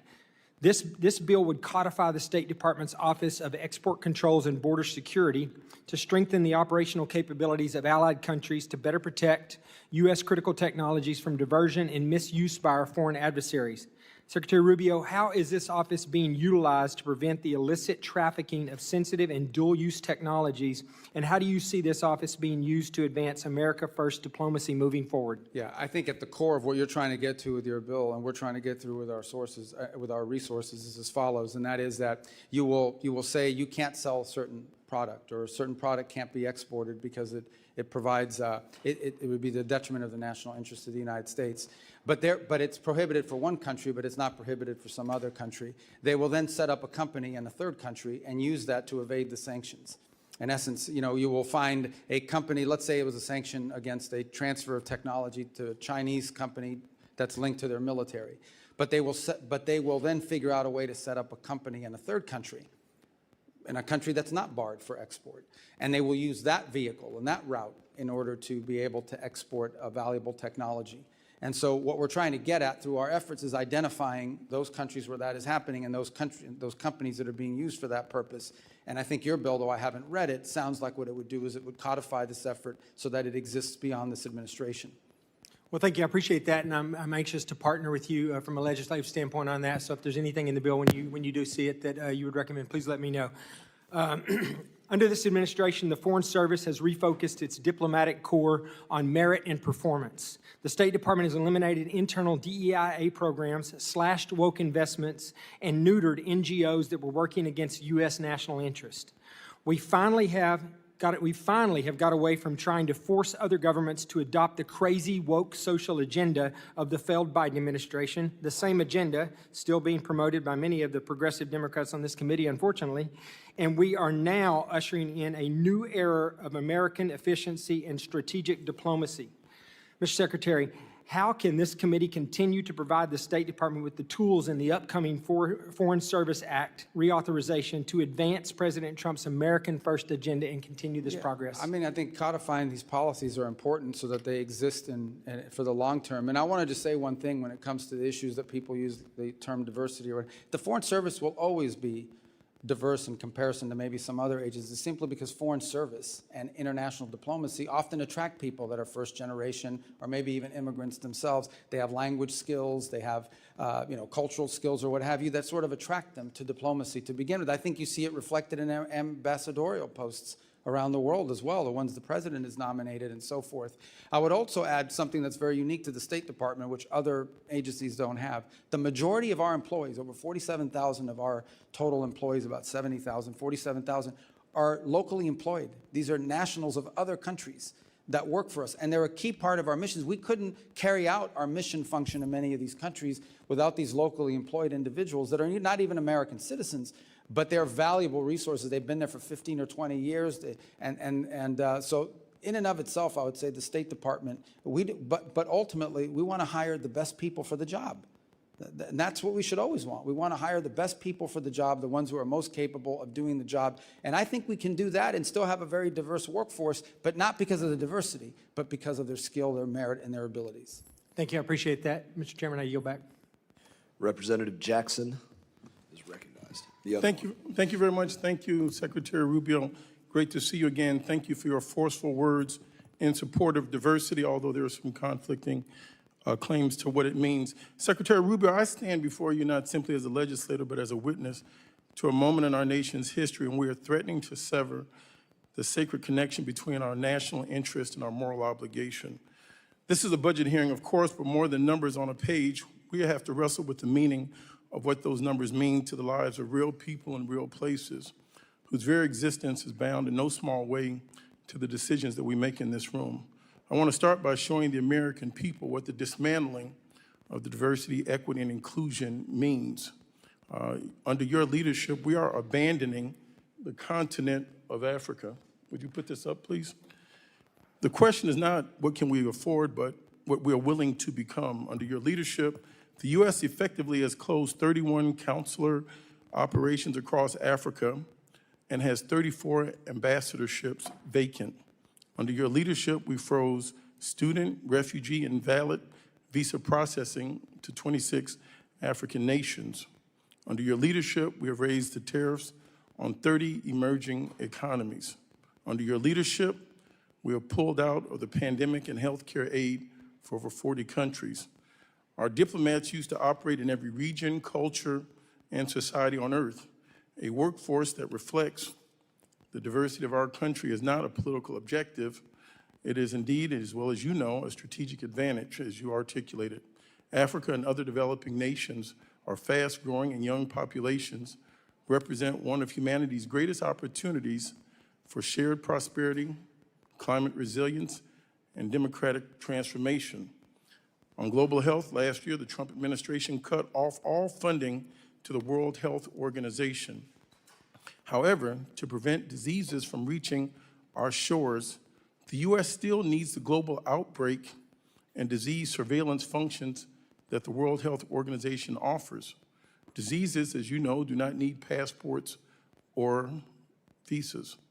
In March, the Washington Post reported that the administration is proposing to spend more than $2 billion a year to recreate a system that you dismantled, such as laboratories, data sharing networks, and rapid response systems that you abandoned when you withdrew from these programs.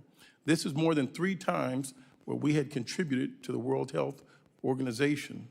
That's waste, fraud, and abuse.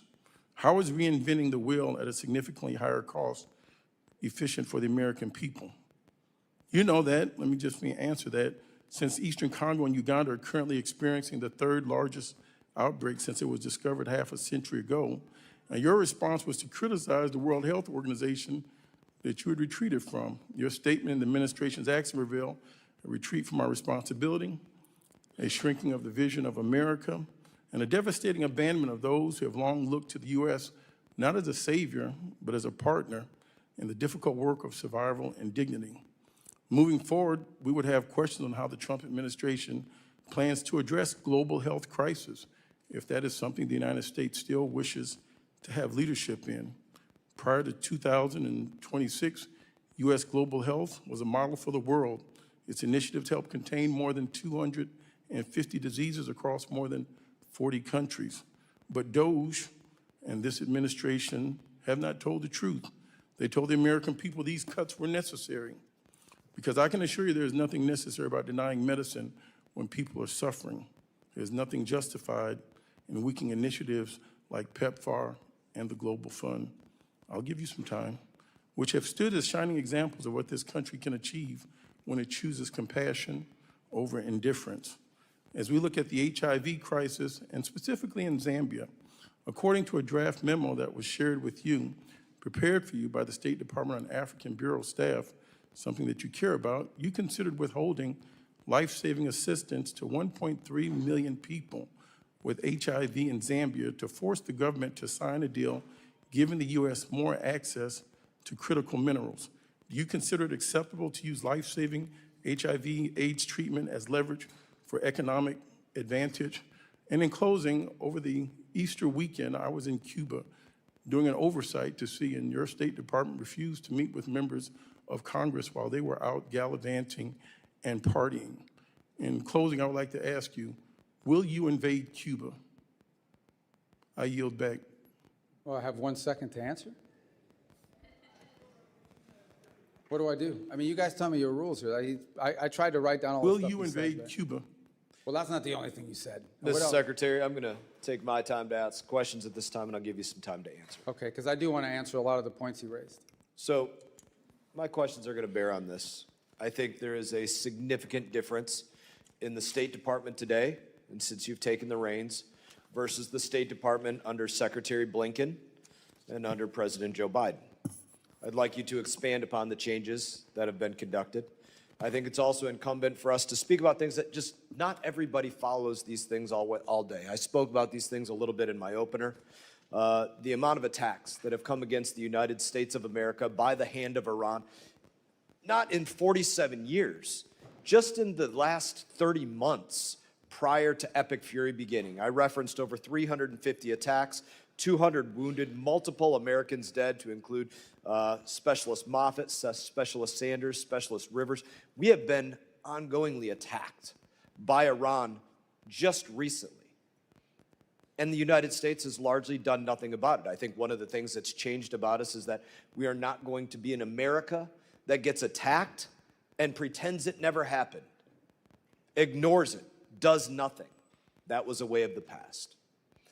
So, Secretary Rubio, I'd love for you to discuss this and discuss the questions that were asked previously, and you have 3 minutes and 45 seconds to do so. Okay, good. And I actually think they dovetail because there's a couple points. First of all, it's just absolutely false that we've abandoned the continent of Africa. As I've highlighted multiple times here on the diplomacy front, we are deeply engaged in the DRC and Rwanda peace negotiations. In fact, if it wasn't for us, there wouldn't be any negotiations.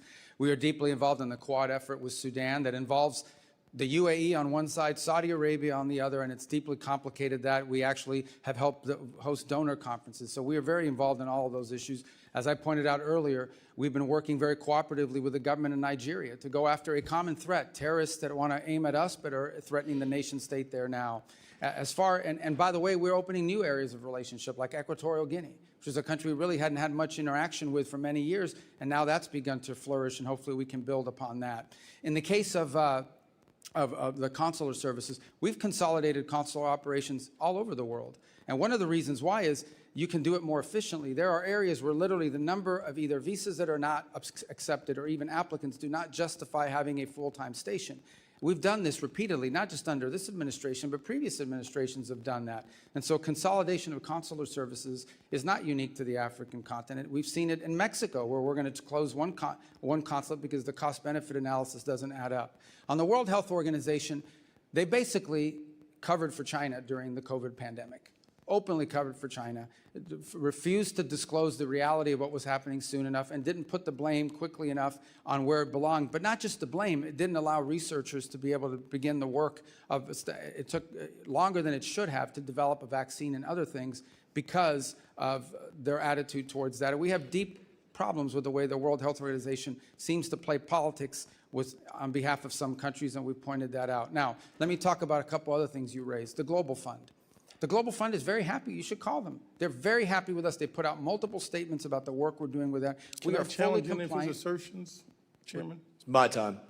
No, but I'm just telling you, the Global Fund, we are, for example, there's a 33% cap on what we give. The rest has to come from other donors. We are at that level right now. And if donors give more, we'll give more. We're committed to that. They're very happy with what we have worked out with the Global Fund. I think the other thing you didn't point out is we are not abandoning these countries or these programs. We're entering into compacts. 32 compacts, the majority of them in Africa, in which we go to a country and say, look, rather than force a bunch of NGOs from Northern Virginia on you, we are going to work with you. We are going to give the money government to government, and we're going to work in cooperation with your government to build up your national health system. So not only can you care for the patients you have now, but ultimately you won't have this problem in 5 or 10 years. And they want that. They welcome that. They do not want the ongoing dependency of aid. These countries clearly want to establish their own systems. Come over here because of visa. Representative Jackson, you're not recognized. I know, but on Zambia, look, we're not threatening them with anything. They just don't want to sign a compact. But you do raise an interesting point, not specific to Zambia, but broadly. Okay, there are a lot of countries we give a bunch of money to. You sit there and you say, okay, we donate $50, $80 million a year to this country. We do all the aid for that country. But all of the contracts, all of the rare earth minerals, all of the financial benefits, all of the commercial deals are with China. So explain to me, how is that good for the American people that we are in a country that we take care of all of their problems, but then all the economic benefits flow to China or some other country? That has to be talked about. How can I justify to the American people that we flood a country with American aid, but all of the commercial benefits in that country go to China or someone else over us? That is a legitimate thing to discuss with every country in the world that we give a lot of aid to. That is the reason why aid should not be separated from policy, because it has to reflect our national interest. Thank you, Secretary Rubio. Representative Kamlager-Dove. So, Mr. Secretary, 5 months ago, you essentially became the new overlord of Venezuela, taking control of the country's oil revenues and giving foreign companies access to its oil and minerals. But you have provided no real transparency about where the money is going and who is benefiting from this arrangement. I want to now talk a little bit about Mauricio Claver-Carrón. So, Mr. Secretary, you've known Mr. Claver-Carrón for many years, correct? I don't know how many years, but sure. Okay. We know that he was Special Envoy to Latin America. He's also a former lobbyist who supported your presidential campaign, I think in 2016.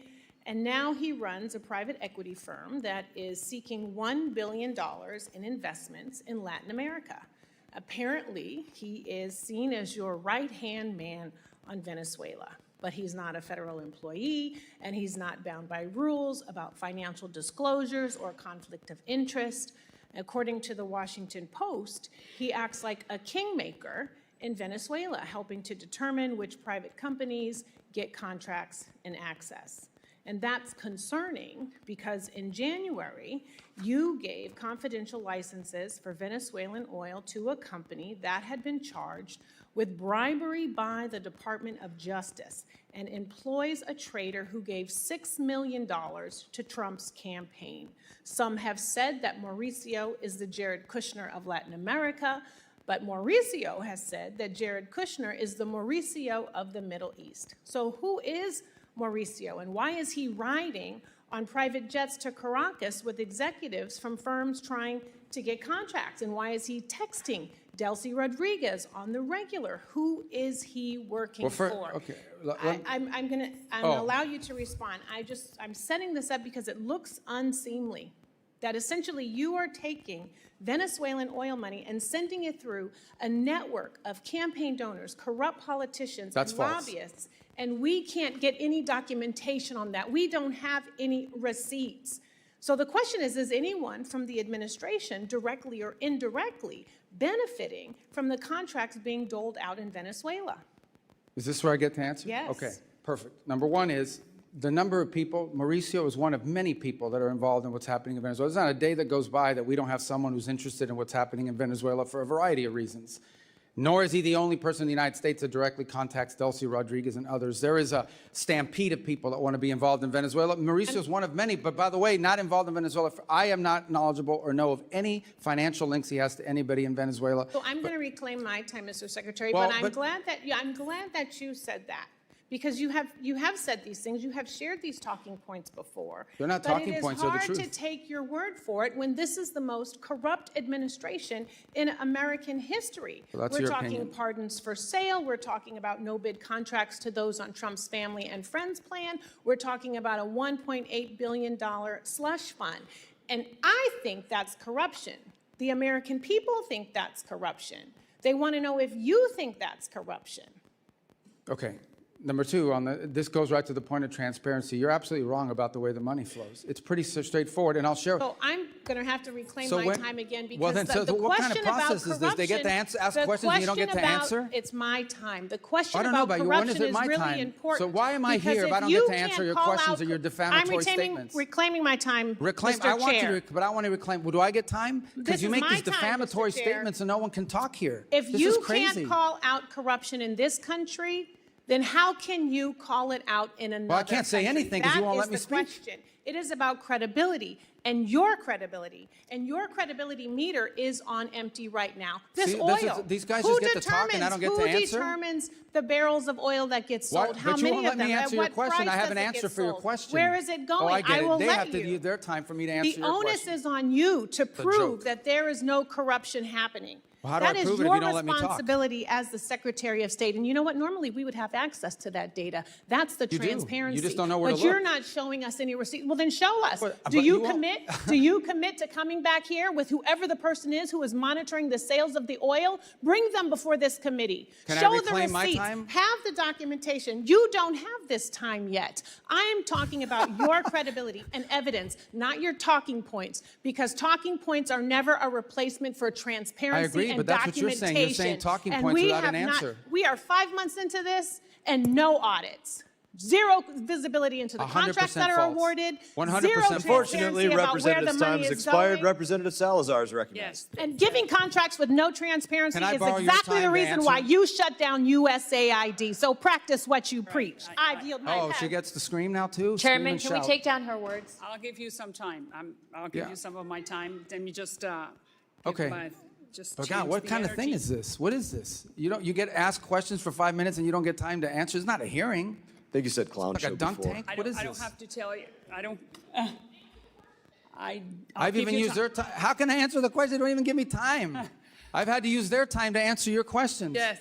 All right, whatever. All right, so I don't need to tell you that in my community, the city that I represent, the city of Miami, you're one of the most illustrious representatives, and that we're very proud of you, not only the Cuban Americans, but the Hispanic Americans in my Why is she community. leaving? I'm So going to answer her questions. I will. Oh, she's going. Okay, I got it. Well, thank you for coming. All right, so we're going to talk about, I just want to give you time to answer and then talk about Venezuela and talk about Cuba. So let's go back to Venezuela. Let's start with that. You said that stabilization, recovery, and transition. Those are the 3 steps that the State Department was going to implement in Venezuela. I believe that transition is the free and fair elections. The Venezuelan has a very robust opposition forces. We have Maria Corina Machado. So the big question here is that in order to avoid any type of misunderstandings like the one that we were hearing from my illustrious colleague, is that we should have free and fair elections that will bring rule of law, and the rule of law will then be able to bring in a lot of investments from the United States with transparency. Why can we not start right now the process of sending the message that we are going to establish, let's say next year, at the end of next year, a free and fair election sponsored with the United States, or by the United States. Yeah, thank you. Well, it all ties together, so I'm going to try to use the... It all ties together, Okay. correct. So let me first say about the oil stuff, which is a bunch, I don't even remember half the stuff that was being screamed at me because most of it not entirely is false. Here's what happens. When there are sales of oil from Venezuela, they used to, sell it at a discount because of sanctions, and they had to do all kinds of evasive matters. Now they're able to sell it at market price to great benefit to the Venezuelan people. That money and those proceeds are deposited in a treasury blocked account at Citibank. That account, by the way, is audited by KPMG. KPMG has been hired and paid by the Venezuelan government out of those funds to audit every single expenditure. There is a list that's been agreed to by both sides, the Venezuelan side and the U.S. side, on what the allowable expenditures are for. So, for example, they've used 250... I need to go to 3 other countries, so I'm not sure what the chairman wants to do, but I need to, I understand that you're answering her question. Oh, but this is but it's tied to your point because right. they'll be able to do the other ones quickly thereafter. Again, I know this is outrageous because I have to use your time to answer That's questions. correct, but I need to serve the community. I need to ask you about other countries. So Well, then bottom tell me. line is the money that's spent in Venezuela is audited by KPMG. It only goes to certain determined points, and it doesn't go to the individual benefit of anybody. Those are just false, outrageous So when can we statements. pivot to free and fair elections? So the second point is on the transition phase, which is the third phase. The second is Correct. stabilization and recovery. Part of the recovery phase is creating the conditions for a free and independent press. You need to have independent press in order to have free and fair elections. We've seen an uptick in that activity. It's not 100% there, but it needs to continue to grow. You need to give space for the political parties to organize and to mobilize, because you can't participate in an election if you haven't had the time to do so. And you need a new electoral commission. We've said that repeatedly. And when that are needs we to happen. starting? Well, we'd like to see it as soon as possible, but the reality, just remember, it's been 5 months, not 5 years, Correct. not 50 months, 5 months. 5 months is not a long time for a country that had gone through what that country went through. But clearly, we need to have a new electoral committee, and ultimately, Venezuela's future is free and fair multi-party elections. Correct. Let's go to Cuba. We know that your office is talking to the Castro family, and you're sending the message that the game is over, that they need to open up the democratic game. We know that, all right? So the question is, what's delaying that process?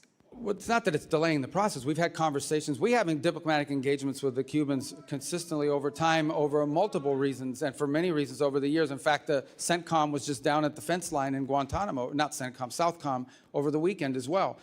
Our message to them has been very clear. If they want a path in which they can recover their country and But we save understand that they are not understanding that. So then correct. what's next? So what can we do in order to make them understand that the game is over? Well, we're not going to allow them to benefit from the game that they've been playing, in which they're stealing money from the Cuban people to the benefit of this conglomerate at the expense of the people of Cuba. What we are offering to do is distribute $100 million in humanitarian aid But through they're not non-governmental accepting it. organizations. Well, now they say they've accepted it, but they're But it creating has to go impediments. through the Catholic Church, and they're not willing And to do others, that Samaritan Purse. We have a whole host Representative's of time is organizations that are prepared to do it.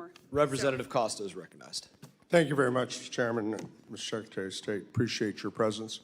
A lot of area to cover, but I'm concerned about America's presence and the international arena that we live in today. Ronald Reagan once described America as being the shining city upon the hill, one that other countries sought to emulate. You're familiar with that quote. I'm worried that our smart power that underpins our global standing, gives us credibility, clout, and coherence, is today in a democratic recession. That's my view. And I think American leadership is more important than ever before, and I think it's lacking. Do you agree that our smart power remains an important tool of our U.S. statecraft? Well, absolutely. But we're vacating the field. 2/3 of our ambassadorships or posts are empty. Our alliances, we hit our friends with tariffs, berate our partners for not supporting a war that they were not ever brought into in Iran, and only later walk back the plans to withdraw troops from our European allies. On foreign aid, we've scrapped USAID and dismantled our global humanitarian networks. And in the vacuum, as you know, China has come into that breach. I want to talk, we have a deal, this is, I think, a good example. You've not granted final approval on $14 billion arms deal for Taiwan, which I want to emphasize was a sale, not a gift. Do you think that protecting Taiwan is still important? It is. We gave them we had an $11 billion sale, the single largest in history, just in December. But it's not a gift, it's a sale, and why are we December. withholding the $14 billion? We're not withholding. It's just under review still. It has, but we just executed one in All right. December, which was Let's more than move Biden on. did in 4 years. Let's move on to NATO. You know, the president's described as a paper tiger, and he's made no hidden about his disparaging comments about our allies, which I think are dangerous. That undermines the longest, the strongest alliance that we've had post-World War II. Do you think that NATO is a paper tiger? The big what, I'm sorry? Do you think NATO is a paper I think NATO's in need of deep reform, and part of the Well, reason, but I mean, that reform's taking place. I mean, we can talk about it, and you ought to be able to take some credit for this. Look at Poland's up to 5.0, their GDP for defense. Poland's not the problem.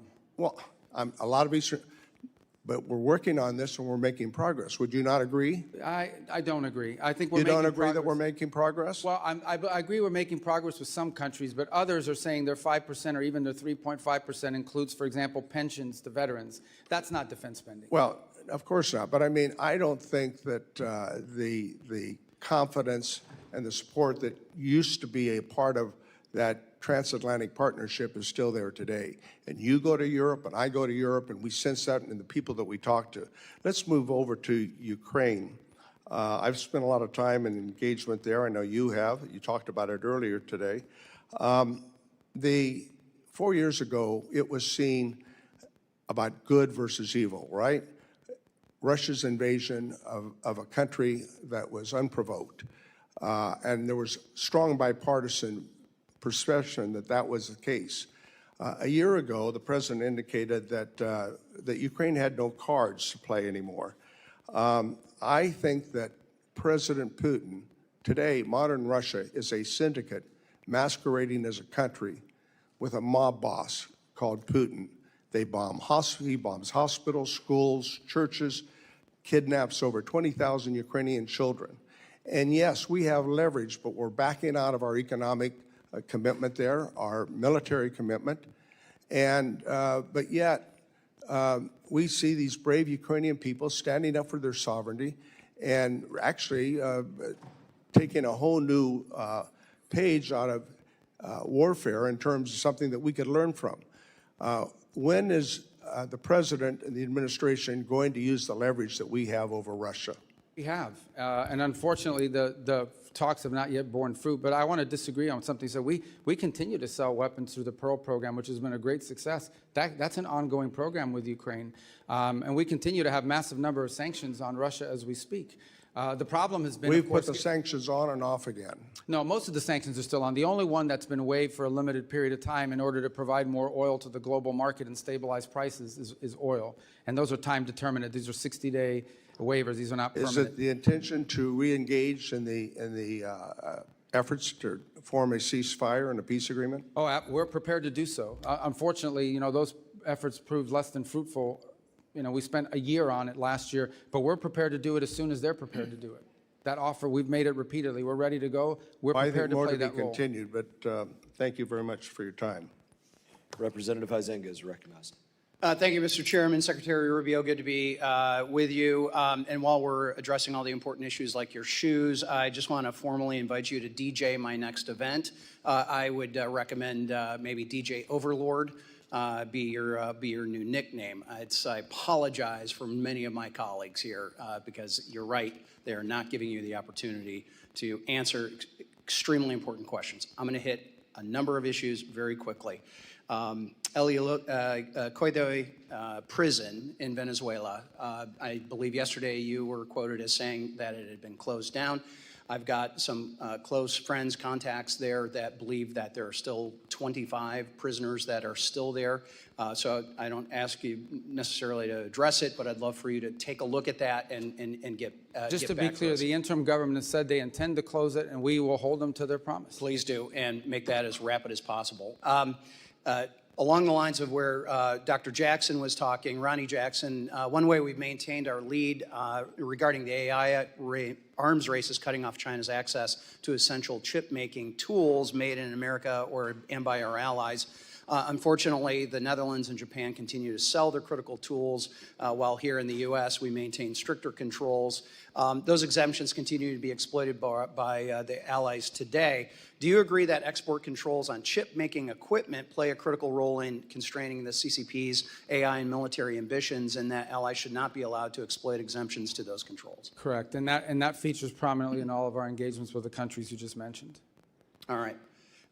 Shifting gears, last November, President Trump hosted all 5 Central Asian presidents. I happen to chair the South and Central Asia Subcommittee for the C5+1 summit. That was a historic movement. And what I would like to know is, do you recommend that Congress send a strong signal to the U.S.'s commitment to Central Asia by repealing the Cold War-era Jackson-Vanik Amendment, which only serves to chill U.S. investment in the region? Absolutely. We want that repeal. We think it would be helpful. And what would be the positive steps? What are those I think next it would steps? signal that these impediments that have existed in the past and being able to deal with these countries commercially are being removed. So this came up in my confirmation hearing, and I don't know what the holdup has been, because every committee I go to, they ask me why. Everybody seems to agree they want to get rid of it, but no one gets rid of it. So you should. And by the way, we intend to have a C5+1 meeting that I'll be attending at some point this year in the region. Wonderful, and they will be thrilled to have that. And then you recently, you recently returned from visiting India. India is a critical economic and security partner for the U.S. across the Indo-Pacific. Could you please share with the committee the outcomes of your recent visit and how the Trump administration is strengthening the partnership while simultaneously addressing longstanding market access issues? Well, so India is an important strategic ally of the United States. We do a lot of things together, and there's tremendous opportunities to do more. The 2 points we focused on are, one, is the hopes that we can wrap up the negotiations on our trade agreement, which we think we're a few weeks away from being able to conclude. Obviously, I don't negotiate those. That's a USTR function. So I refer you to them as to the timing of it, but we think we're pretty close in getting that done, and both sides want to see it done. The other reason I was there was, in addition to the bilateral meetings, we were able to host a meeting once again of the foreign ministers of the Quad, which is the cooperation between the United States, Australia, Japan, and India. And there are a number of things we're working on, and now we have actionable items that we're beginning to focus on. There'll be a new port facility in the region that we're going to work together on for one of the small Pacific islands. I think that is an important show. Can you name which one? Well, I think we're talking to Fiji right now about the ability to be involved with them. And then the second is, I hope I didn't misspeak on that, but I believe that's the case. And on the second one that we are working together on Trust me, somebody in the media will hold you accountable. Well, we'll get but the second one that I would tell you is that one of the things we've agreed to work on is domain awareness, working together and pooling our resources so we can have domain awareness about what's happening out in the sea. Is there someone out there trying to impede traffic? Is there someone messing with undersea cables? Is there, sanctioned ships that are moving through? This domain awareness is critically important. If we can pool the resources of these 4 countries, it would be a benefit to the region writ large. Thank you. And I'll just leave one last comment. It's been my observation, going back to whether it's Russia, Iran, other places that have been bad actors, sanctions are only as good as your willingness to enforce them. And we are finally seeing this administration, with your advocacy and others, and Treasury, to enforce those sanctions. Anthony Blinken sat there where you are not that long ago, and I had to remind him he had a problem on his hands because I'm vice chair of the Financial Services Committee. There's a number of Financial Services Committee members who are on this committee. We actually write the sanctions, and he basically would come in and say, don't worry your pretty little head about all these confusing sanctiony things. We got a handle on it. You finally do. Thank you. Representative Amo. Secretary Rubio, welcome back. I want to start where we left off last year. You told me, quote, we're going to do more food aid than any country on the planet times 10. That was your promise. But the facts tell a different story. America might still be the world's largest food aid donor, but we certainly don't provide 10 times more food aid than our peers. In fact, under your watch, America's food aid contributions have been cut by more than half to roughly $2 billion. It should be very clear that America's strength has never come solely from our might. It comes from our alliances, our credibility, and our values.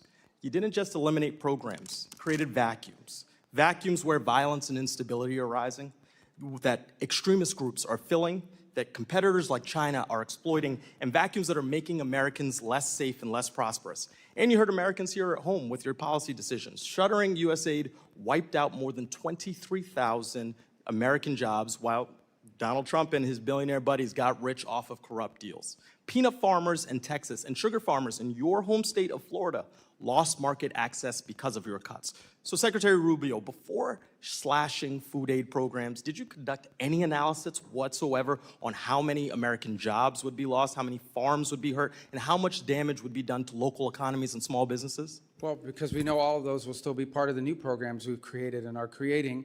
But the second point I would make, American foreign aid programs are not a jobs program. Although they employ Americans, and we want it to be helpful to Americans, and that's why So we you're transferred- okay hurting the farmers in your home state? The World Food for Peace program, for example, now we've transferred it to U.S. The Agriculture Department. They're in a better position. Well, you're to be talking able about a to execute hypothetical on it. future where you fix past mistakes, but farmers have been These aren't past struggling over mistakes. the That's last where it year. belonged in the first place, because it's helpful. The farmers have more direct input there than they would at the State Department. As to your point about us cutting aid, not only are we we donate more than the next 4 countries combined.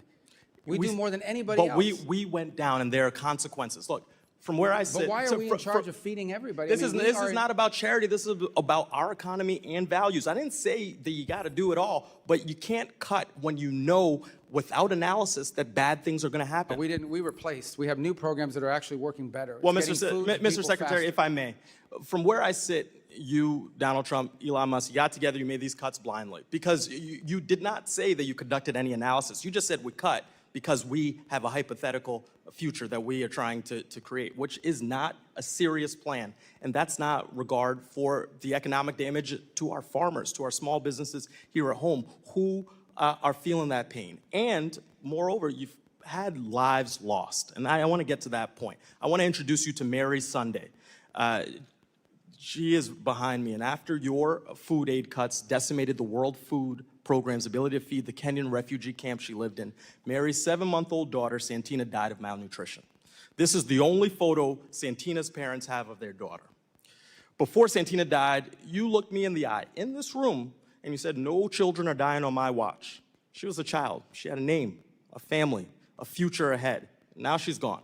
She is one of over 500,000 children who died last year after your administration pulled the plug.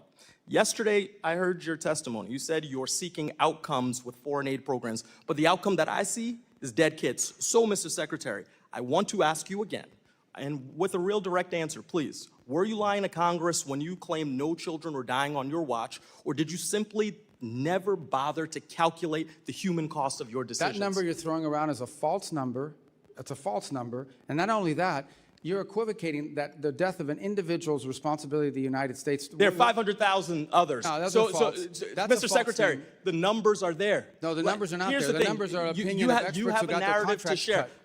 Mr. Chairman, These I are want to people that enter got into their the record these article. articles that show last year alone, over 155,000 children died from malnutrition. Over 126,000 children died from diarrheal diseases. Over 165,000 children died from pneumonia as a result of these cuts. So here's the deal. You promised more food aid, instead there were cuts. You promised America first, and said American workers, who you said aren't a priority for you. You said it's not a jobs program. They lost their jobs. You promised strength. Instead, we have lost influence, credibility, and trust. And you promised children weren't going to die. You said that to me right here.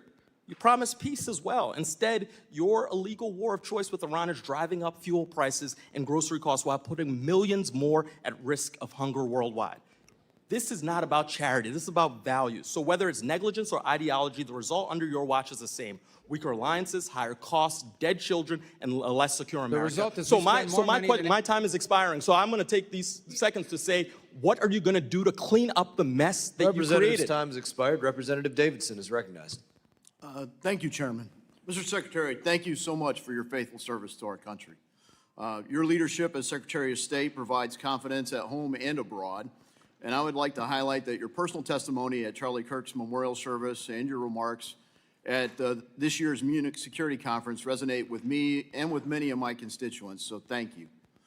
I only have time for a few quick topics. So first, thank you for leading one of the most thoughtful national security strategies I've seen in the post-Cold War era. I thought last year's national security strategy was well done, and the national security strategy poses, quote, the cynical manipulation of our immigration system to build up voting blocs loyal to foreign interests within our country.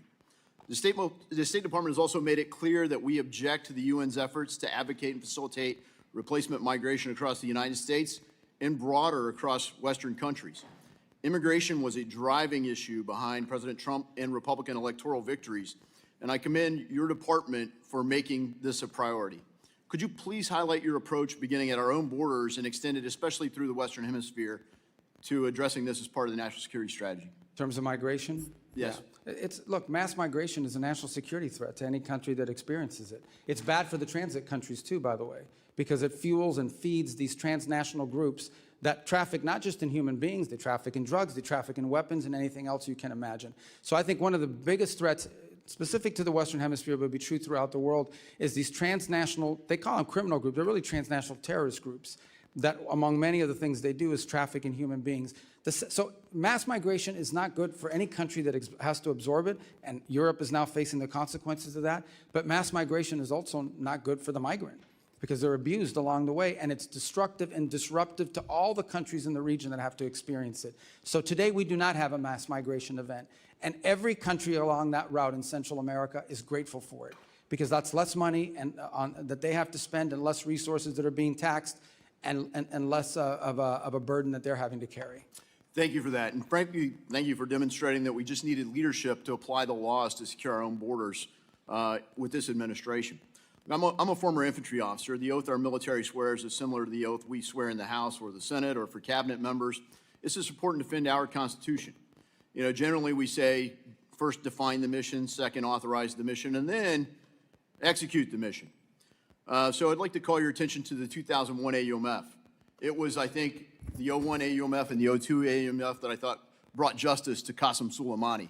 As you highlighted previously in dialogue today, you know, the IEDs and efforts of the Quds Force killed many Americans in Iraq. And he's, you know, Iran has been the biggest state sponsor of terror.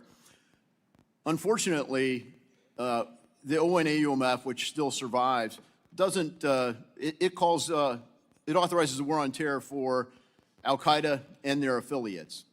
Hezbollah, Hamas, Houthis, and numerous other proxy forces for Iran aren't affiliates of Al-Qaeda.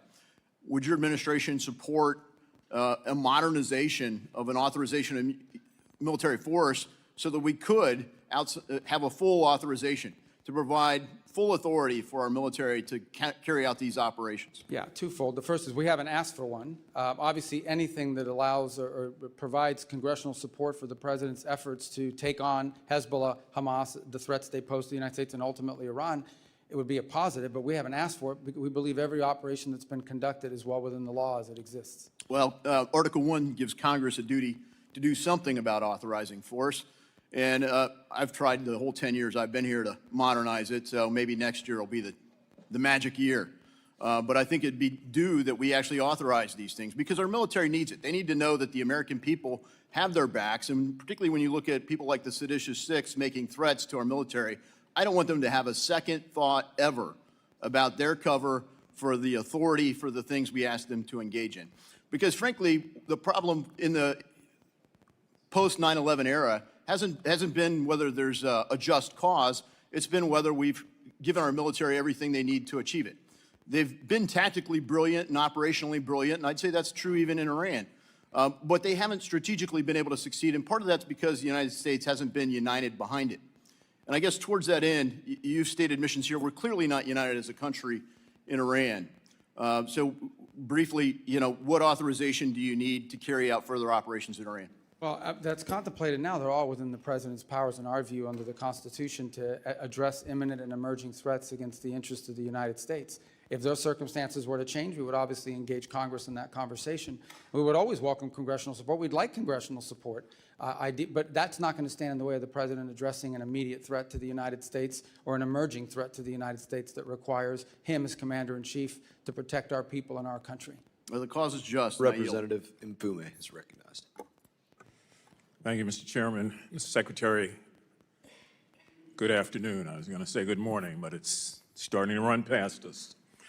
We all obviously sit here in America in what has been known as the greatest deliberative body in this democracy, and in a nation that is the strongest, the wealthiest, the most powerful, the most influential nation that the world has ever seen.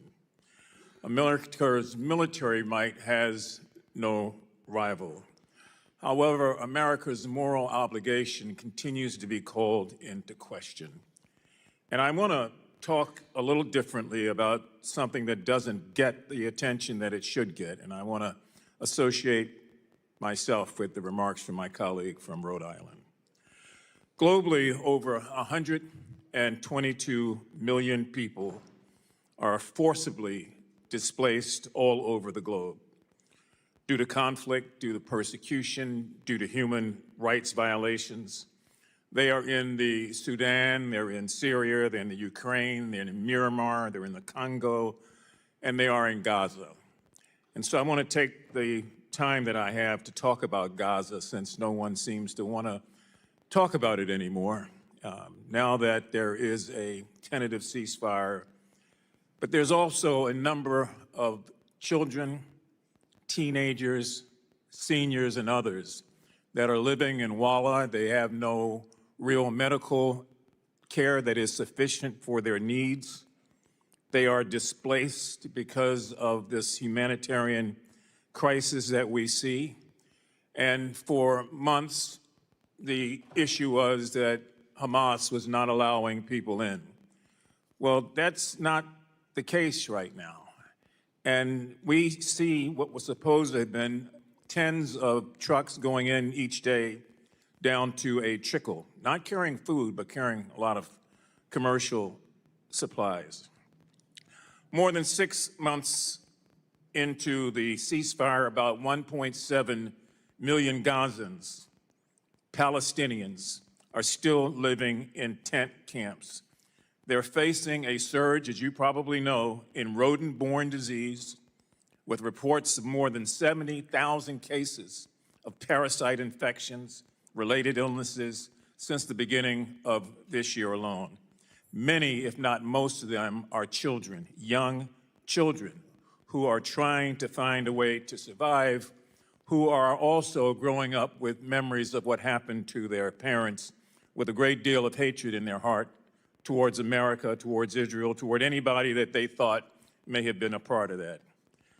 I just want to point out two things. When the 20-point peace plan was enacted and talked about by President Trump, it included point number 7, which doesn't get a lot of attention, and that is that the mandate that a full amount of aid would be sent into Gaza and into the Gaza Strip at a quantity of 600 trucks a day. It also included another point, point 8, that entry and distribution of this aid would proceed without any interference from any outside or internal force. So if we are, in fact, the strongest, the powerful, the most wealthy, the most influential nation on the face of the earth, it would seem to me that while we are doing all these other things around the globe, Mr. Secretary, that we ought to have a humane reaction and response to what we helped to create there. I mean, it is not just war-torn, it's ravaged, and people are dying every day, even as this hearing takes place, because they can't get medical attention. And so Gaza is not over with. That chapter and page is not turned. Those persons, the Palestinians that live there, really need help. And I would strongly urge the State Department, in addition to what you may be doing, to have someone and to have a process to come up with ways through UNRWA and other organizations to meet the need. Many of the international organizations are facing a monetary crisis, and so they don't have the ability to do what they are empowered to do. But this is still the United States of America, and we still have an obligation. And we cannot let children die en masse because we think that a ceasefire has created a new reality. The reality is still the same on the ground there. So I would urgently ask that when you come back before the committee, that you try to address that, or even before then, or if you want to share some information, please do, because time is of the essence. I yield back. Representative Lawler. Mr. Secretary, as chairman of this committee's Middle East and North Africa subcommittee, I've been monitoring closely the administration's operations in Iran and appreciate the many conversations that we have had. I commend both you and President Trump for your decisive actions against the regime and that of our military. Last summer, we significantly set back their nuclear objectives, and in the past few months, we have systemically decimated their military infrastructure, including their naval fleet and ballistic missiles program and drone capacity. And we eliminated the Ayatollah, the clerics, and much of the leadership of the IRGC. And now you are working to get the Strait of Hormuz reopened. And to my colleagues, I would say to you, imagine what this regime would do if it actually had a nuclear weapon and tried to extract and extort by shutting down the Strait. They didn't just think of this as a result of this operation. This is something that they had been planning for years. We are working to diminish their nuclear capabilities for good and to expand the Abraham Accords across the Middle East and actually ensure peace, stability, and economic prosperity. It is bold, it is innovative, and for the first time in 47 years, somebody actually followed through on the bipartisan threat that Iran could not have a nuclear weapon. So I applaud you for the work that you have done during your tenure, and wanted to ask you a few questions. Specifically, would the president sign a deal that doesn't deal with the nuclear threat and Iran's enrichment capabilities? Well, that would be what the deal is about. So it would be impossible to sign a deal that doesn't deal with enrichment and the highly enriched uranium. Right. And would you say that Iran, for the first time, is finally willing to at least discuss these issues?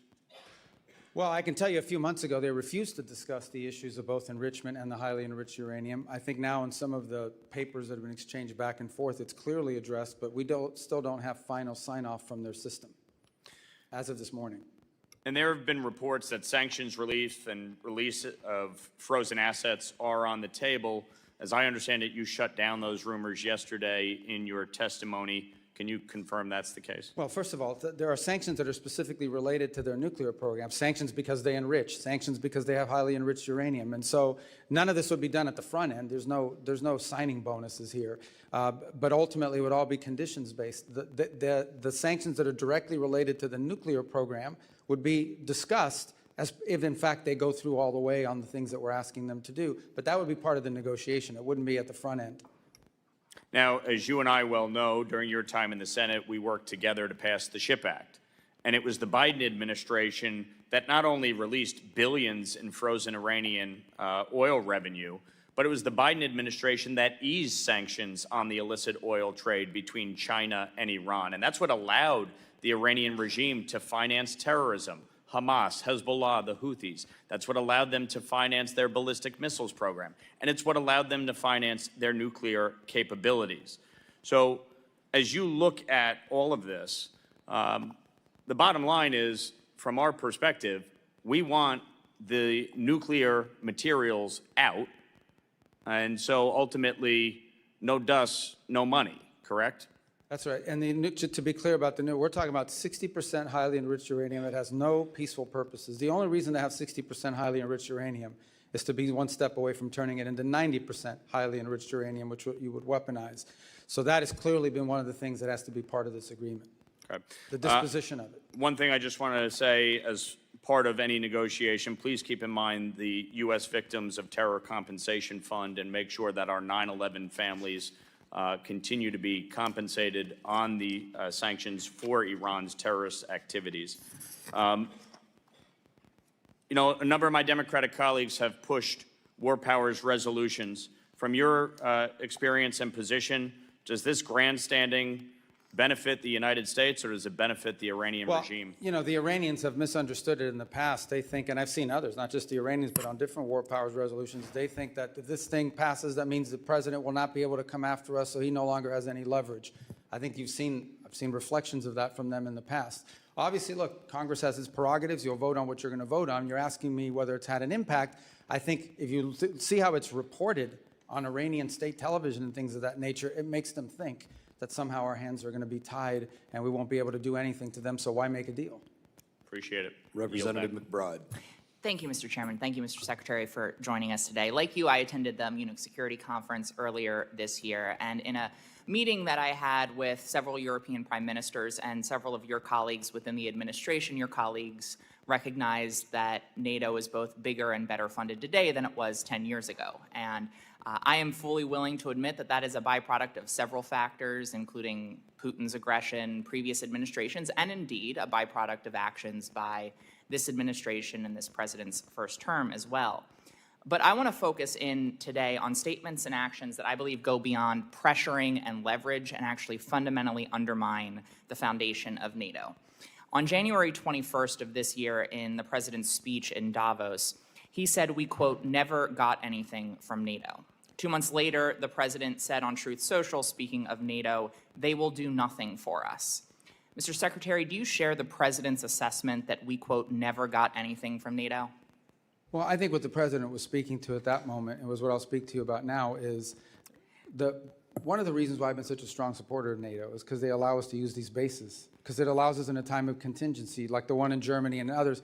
And for the first time, we see NATO countries denying us the use of their bases, which undermines the purpose of our involvement. These statements, including the one we never got anything from NATO, happened before the war in Iran, which falls outside of the Article 5 invocation. It falls outside of a war of defense. Do you share the president's assessment that we, quote, never got anything from NATO? I share the president's assessment that on issues that are a priority to the United States. I'll take that as you disagree with his assessment that we never got anything from NATO, because, Mr. Secretary, let me reclaiming my time, Mr. Chairman. Mr. Secretary, I'm asking very specifically about a specific quote. I'm not asking whether NATO can be better or reformed. I'm asking if we never got anything from NATO.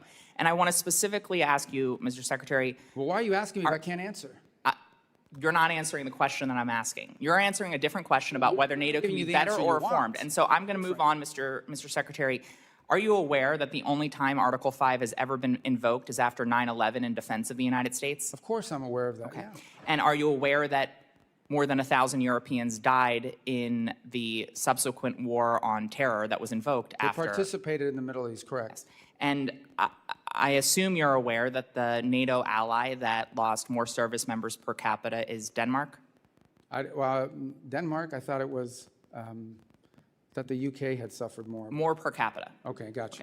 And I assume you're aware that Greenland is indeed part of Denmark? For now. Okay. Well, I want to focus in on Greenland. I joined the bipartisan bicameral trip to Copenhagen as the administration that you're a part of sought to seize Greenland. In the president's speech at Davos, he said, referring to Greenland, quote, you need ownership to defend it. Mr. Secretary, does the United States need to own land within NATO to defend it? And the truth be told, we are actually involved in conversations with Greenland and Denmark on the use of Greenland for collective defense for all of us. It's a key part of missile defense, but we're involved in those talks right now, so I think we're in a good place on it now. But I don't want to put stuff out there in the public record that would undermine the conversations we're having with them on it. So, specifically, I'm not asking about whether we're going to do more within Greenland for our collective defense. I think all of us share that goal, including Denmark and Greenlandic people. But does the United States need to own land within NATO to defend it? That's what the president said, and that was the justification for those statements and the attempt to seize Greenland several months ago. The president's view is that it's a lot easier to defend it when you have control and complete control of it. We are obviously having conversations with both Denmark and Greenland. They are ongoing on a monthly basis now. I think we'll have pretty good news on it at some point. I take that as you disagree with the literal words of the President of the United States. And I want to put a finer point. I think he's right. If we owned it, it would be easier to defend it. But that's not what he said. He said you need to own it to defend it, which fundamentally undermines the central tenet of Article 5 of NATO, which states that the parties agree that an armed attack against one or more of them in Europe or North America shall be considered an attack against all of them, and if such an armed attack occurs, each of them will assist the party or parties attacked. So sitting here with, I'm sure, many leaders across Europe within NATO and many leaders beyond, including Vladimir Putin, potentially watching the words and listening to the words that you are saying, can you reassure our NATO allies and make it clear to Vladimir Putin that if a NATO ally is attacked and Article 5 is invoked, that we will defend them? The United States is still in the NATO alliance, and we'll be there in Turkey to talk about all these topics. The president himself will be attending the next NATO a meeting of heads of state where all these points will be made clear. We're still in NATO, but NATO needs significant changes, and the president has made that clear. And he He's is very disappointed in NATO. Representative Self is recognized. Thank you, Mr. Chairman. Thank you, Mr. Secretary, for being here. I want to continue on NATO, but first of all, would you like 30 seconds to respond to the last questioning? Well, thank you. The bottom line is the United States, look, with NATO, I've been a strong supporter personally in the Senate and otherwise of NATO, and I still see the utility in it. The problem with NATO, as I want to point out, is those bases that we have in the region is one of the reasons I used to argue why NATO was so important, is it allowed the U.S. to project power and have power in case of contingencies. And we had a contingency, and we had countries in NATO that said, no, you can't use our bases, particularly Spain. Now, I want to be fair. There were other countries that have been extraordinarily cooperative in what they've helped us to do, some publicly and some privately. But I think the president's irritation with NATO is that in a time of conflict and crisis where the United States had a need, you had members of this alliance who are constantly asking us to get involved in European matters, like Ukraine and things of this nature, who in our time were actually telling us, no, your tankers can't use our airbase. No, you can't use it to refuel. No, you can't use it for logistical support. And he's very what kind of alliance is that? I think the other thing that's concerning is that apart from NATO, you have this European effort to stand up some sort of a military force, some of which may trigger actions that would then lead to an Article 5 invocation. That's a separate topic, but one that also needs to be discussed. So I think the next meeting of NATO in Turkey in July is probably the most important meeting in NATO's history, because there are some things here that need to be cleared up and fixed. Thank you, Mr. Secretary. I chair the European subcommittee on this committee. I was in Europe for 8 years on active duty to include European Command and NATO-shaped military headquarters. I want to point, you gave us a really masterful review of the global situation early in your spoken remarks. I want to ask you to comment on another part of Europe that we've not talked about that I consider very fragile, and that's the Balkans, particularly the Western Balkans.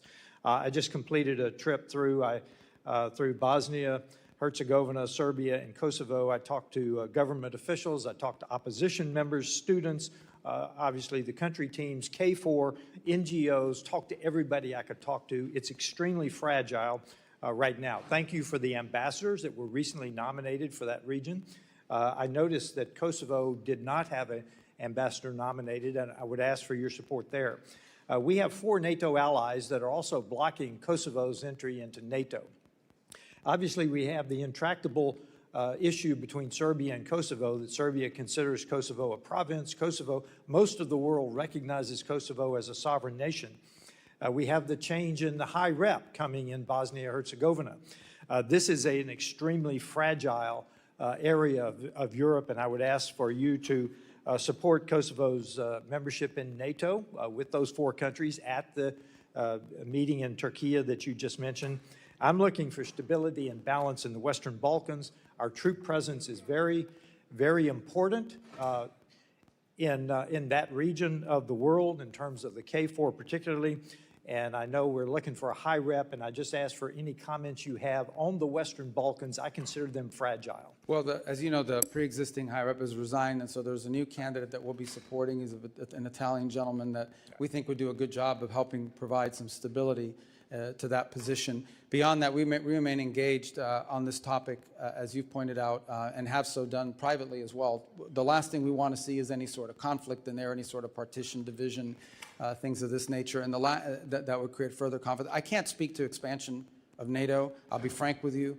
Based on my last meetings with the foreign ministers, and obviously perhaps Secretary Hegseth has additional comments on this point, but at least what I perceived is that, right now, generally speaking, NATO is so focused on some of these other issues that have been raised here today that expansion, particularly in the case of Kosovo, but other topics, isn't really on the forefront of some of the agenda of these countries. But that doesn't mean it will never happen. It just means it's not really, given these other sort of friction points, it has not featured prominently in recent conversations with our NATO allies.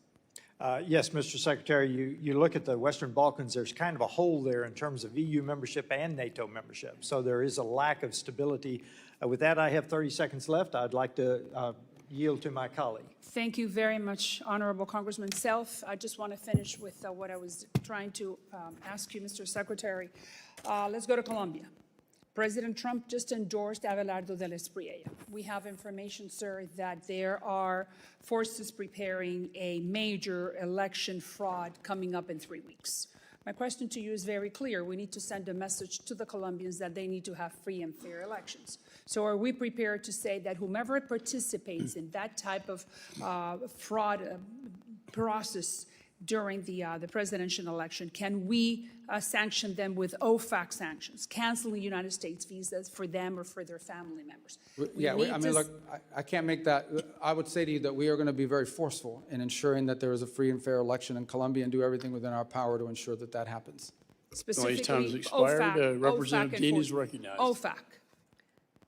Thank you, Chairman, and Ranking Member Meeks. Welcome, Secretary Rubio. I want to take a moment to echo the sentiments expressed by the Ranking Member and my Democratic colleagues about this administration. Under your leadership, we are going backwards. We're losing our moral standing. We're alienating our allies. Our status as the indispensable nation is in question. I had hoped that President Trump would have used you more. I had hoped he would have used diplomatic tools more instead of family deal makers. A prime example of where we have lost ground is the destruction of USAID and the U.S. foreign assistance apparatus. Secretary Rubio, I agree with your stated intention to spend foreign aid effectively, efficiently, and aligned with American values. Your written testimony certainly paints a rosy picture of the State Department's progress in achieving those goals. I quote you when you say, every dollar we spend today is 100 times more effective, efficient, and aligned with the American interest than it was when President Trump took office. We know such huckstering is not the reality. Last year, a new and untested organization called Gaza Humanitarian Foundation was set up by Israel and the United States within a few short months to take over distribution of emergency food assistance amid catastrophic food insecurity and famine in Gaza. GHF had no track record of providing humanitarian assistance, and it relied on private subcontractors to transport the food, to provide food distribution sites, and then you saw the reporting. Hundreds of Palestinians, including women and children, were killed just trying to get to those sites. Secretary Rubio, can you tell us, can you tell the world how many people were killed simply trying to access those sites? Well, since Hamas killed them, you should ask what Hamas's role was. IDF soldiers shot some of them. No. Yes. Let me tell you the reason why Rubio, food wasn't going in there is because the reclaim my convoys were being time. hijacked by Hamas. I reclaim my time because propaganda ain't going to work with me. Well, it isn't going to work with me either, and what you're saying is propaganda. Nearly 1,400 people were killed, and that was as of last March.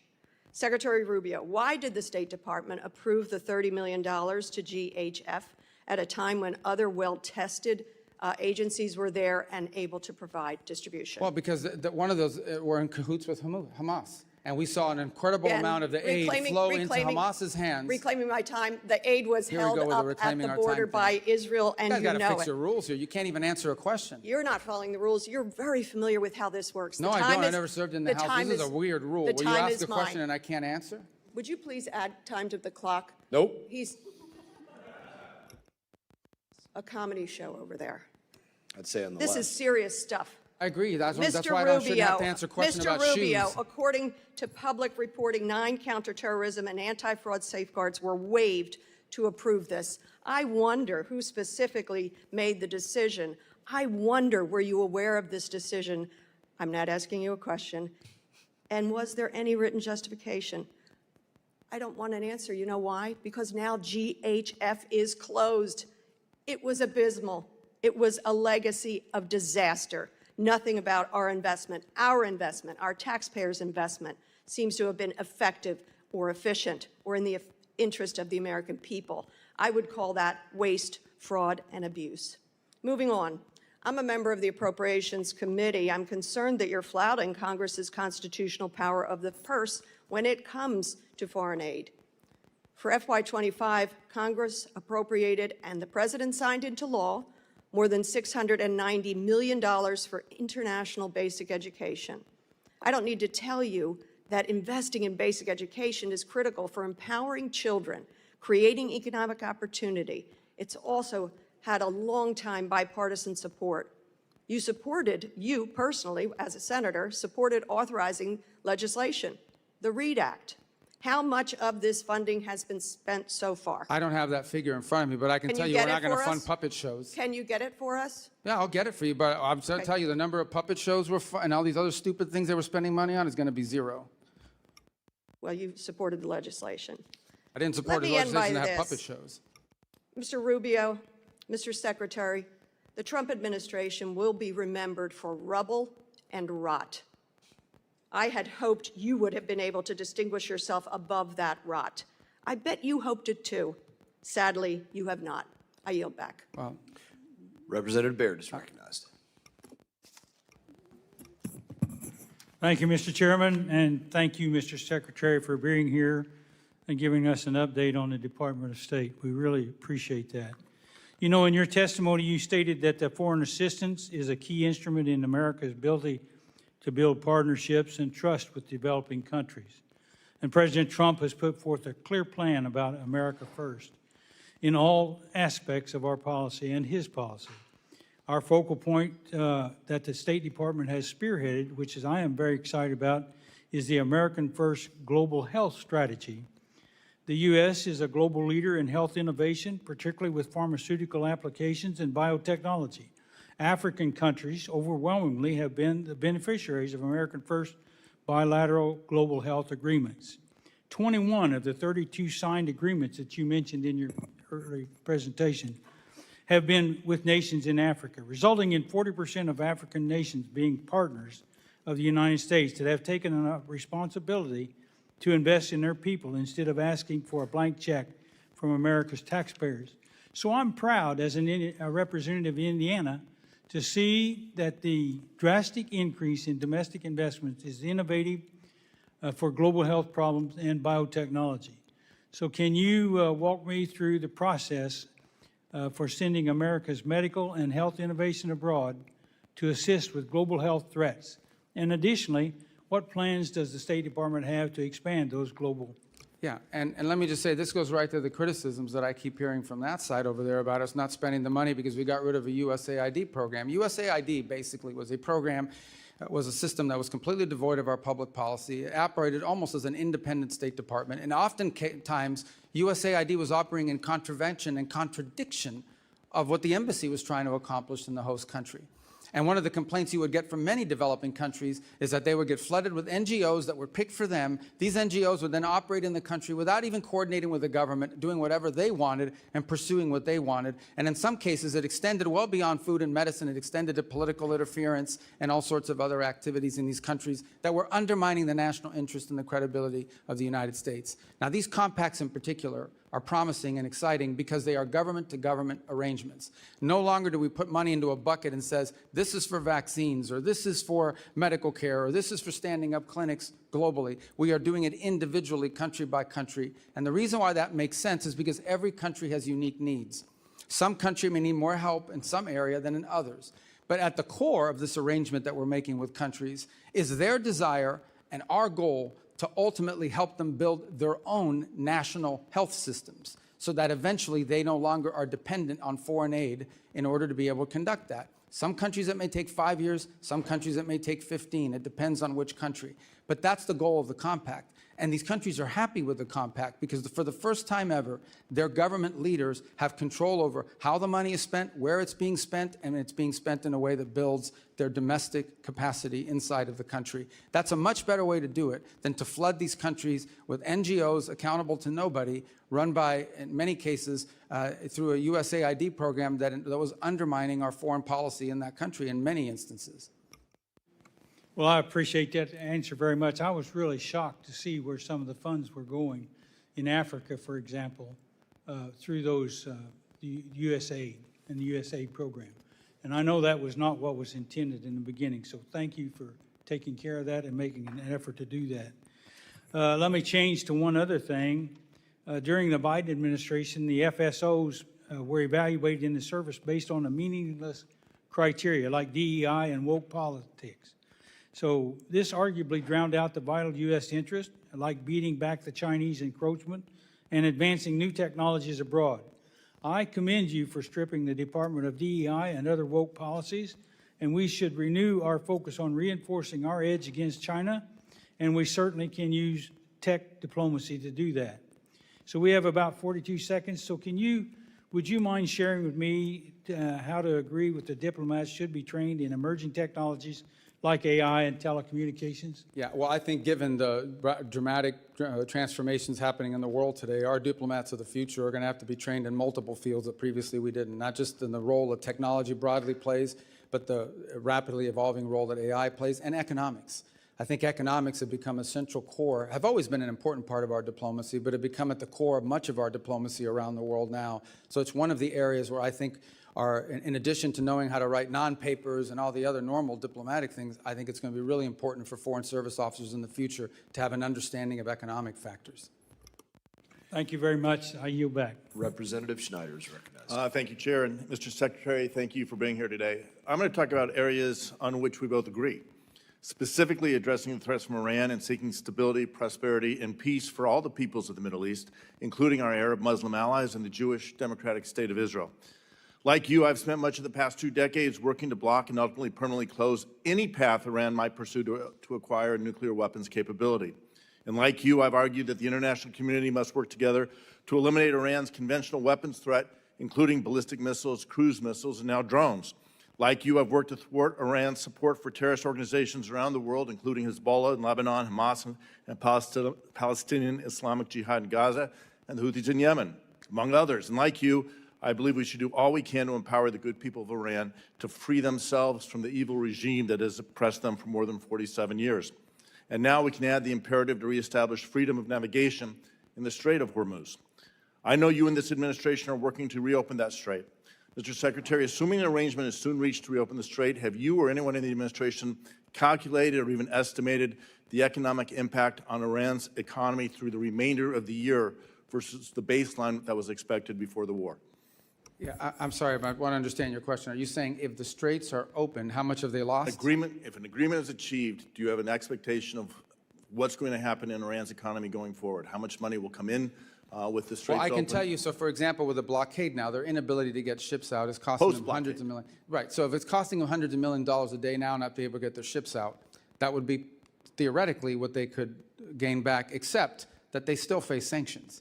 Now, the sanctions haven't been enforced necessarily, but in many cases in previous administrations, but they still face sanctions. What you've seen happen now that has never happened before. Let me just, I just, for the sake of time, Yeah, I appreciate understand. that. The administration is looking at give and take to get the straits open. Have you estimated how much of the cash that will flow into that economy? As you said, $100 million a day will make its way ultimately to Iran proxies like Hezbollah, Hamas, or Palestinian. Well, Islamic obviously, we assume a lot of it, but they also have significant reconstruction costs. But let me be clear, I don't think that's what you're asking me. No, the straits are not in exchange for sanctions relief. The straits are in exchange for the blockade. That's not what I'm asking. I just wanted to be clear on but, that point. But there will be economic inflows to the regime and Yeah, unfortunately, that's the case, and that continues to be the case. That will have to change as well as part of this negotiation. So, and just because time is so tight, my request is, can you commit to giving this committee a classified briefing to share what the administration is doing to thwart the efforts to get money to Hezbollah, Islamic Jihad, and Hamas? Yes, and I think you'd also benefit from hearing from Treasury on that topic as well. We will ask that and I asked the chairman to do that.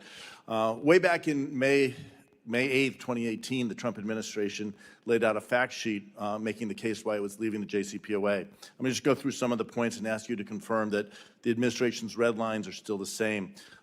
Quote, this is May 8th, 2018, this is a quote, the JCPOA failed to deal with the threat of Iran's missile program and did not include a strong enough mechanism for inspection and verification, end quote.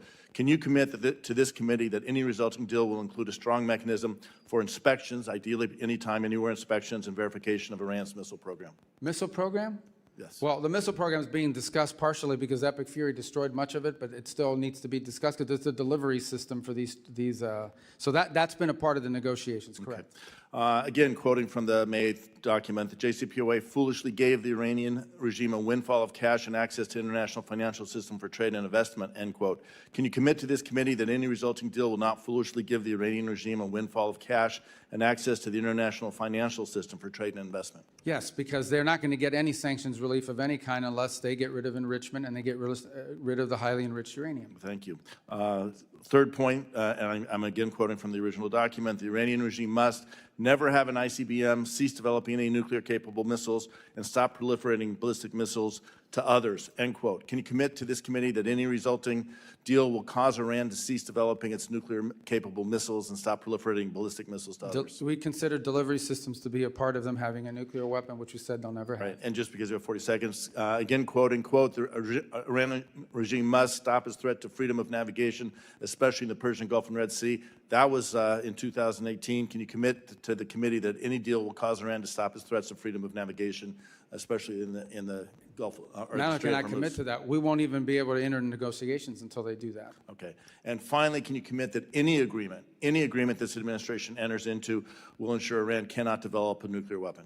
That's the whole goal here, absolutely. In that vein, and most importantly, can you commit to this committee that any documented agreement related to Iran's nuclear program will be brought before Congress as required by ANARA, which I believe you voted for? We will comply with ANARA. Thank you. I yield back. And thank you, Mr. Schneider, for letting me answer your questions. Representative Barr. I was efficient. This guy's. Mr. Secretary, thanks for the great job you're doing. Some Democrats are making the laughable claim that Iran is stronger today than they were before Epic Fury started because of the disruption in the Strait of Hormuz. You've seen the Trump derangement syndrome in the hearing today. Can you set the record straight on whether or not Iran is stronger today? Well, they have no Navy, they have no Air Force, they have no air defenses, they have they have massive destruction to the defense industrial base.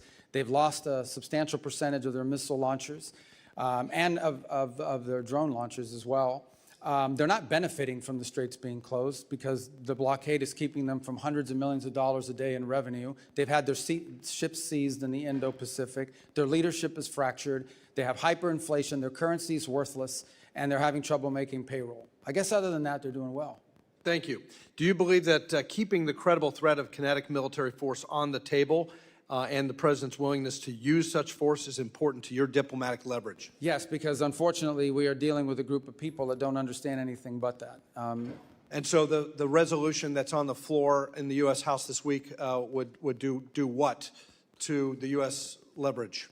I don't think technically it does anything. I think perceptionally it allows the Iranians to believe that somehow they don't have to make a deal because there's no threat of something bad happening to them if they don't. And just as a follow-up to my friend Congressman Schneider's line of questioning, can you describe the key differences between the terms of the deal that you all are negotiating with Iran today versus the terms of the JCPOA? What we're discussing now is what the negotiations will be about.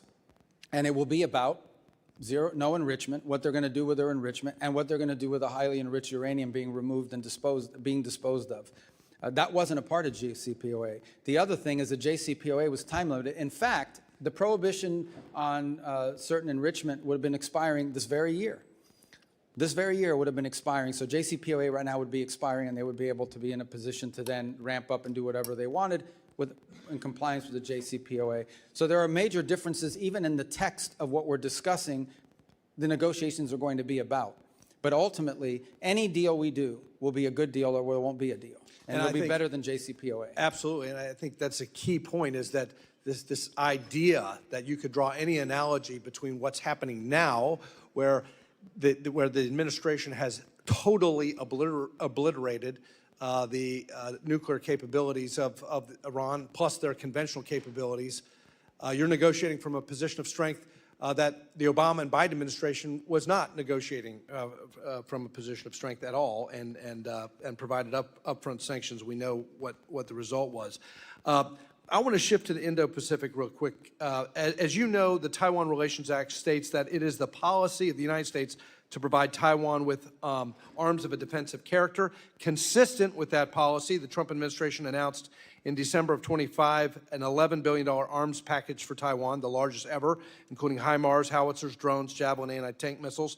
As a result, the Taiwan legislature passed a $25 billion special defense budget that included funding for an even bigger arms deal for air and missile defense totaling $14 billion, a deal that is not final, and a deal that is under review. As you know, one of the 6 assurances states that the U.S. will not consult with the PRC on arms sales to Taiwan. Now, you've heard this. Critics of the administration have alleged, the media has alleged, as a result of the Beijing summit, that President Trump's recent meetings with Chinese leader Xi in Beijing not only paused Taiwan arms sales, that's their term, paused arms sales, but also violated the assurance that the U.S. will not consult with the PRC directly. Can you clear the air on this? First of all, the 11 million in December was the single largest arms sales ever to Taiwan. It was more than happened cumulatively under 4 years of President Biden. And in fact, I recall that for 6 years, President Obama offered zero to Taiwan during his presidency.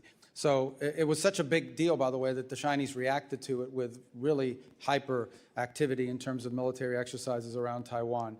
We don't consult with the Chinese on these arms sales. We're aware of their position.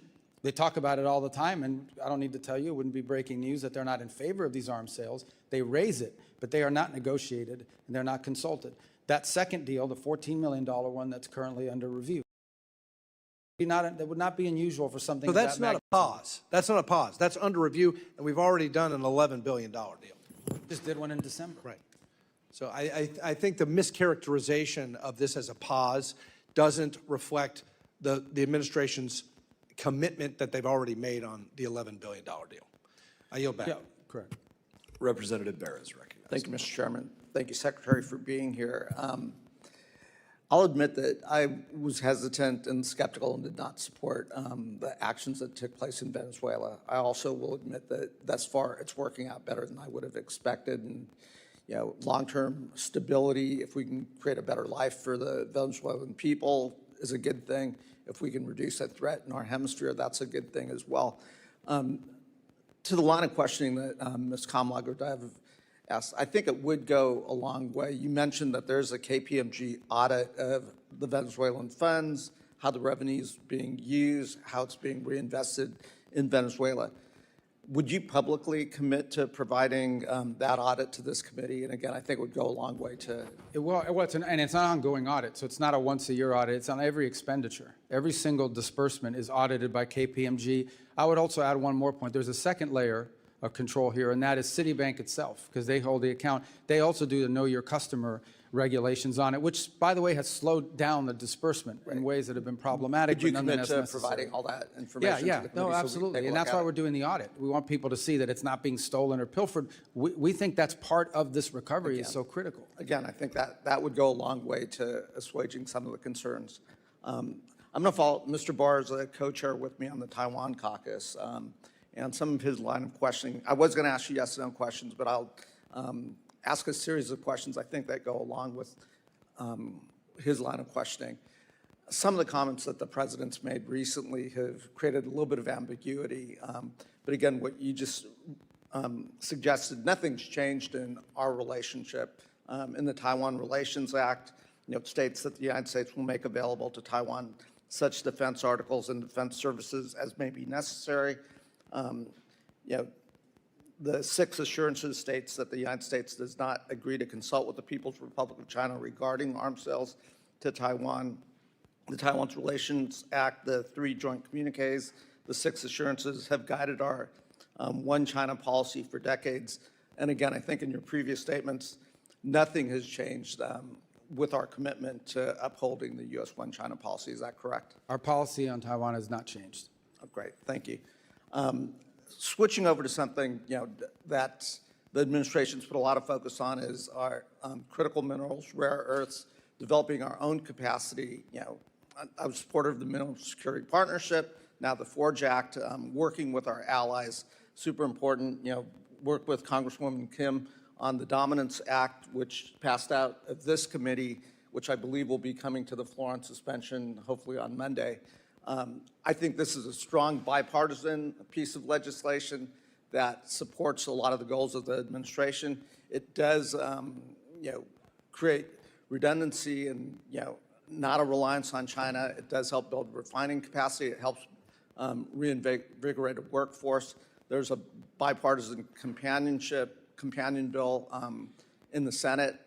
I do think this would go a long way to achieving national security goals for the United States and is a good piece of legislation, and certainly would want you to take a look at that.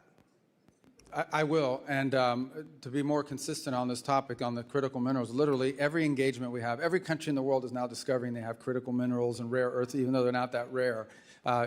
That's the mining part of it. The second part of it, as you know, is the processing and refining. We need to have that capability built too. And we're trying to create these global alliances to do that so that we're not overly dependent on these one source, particularly China. Right.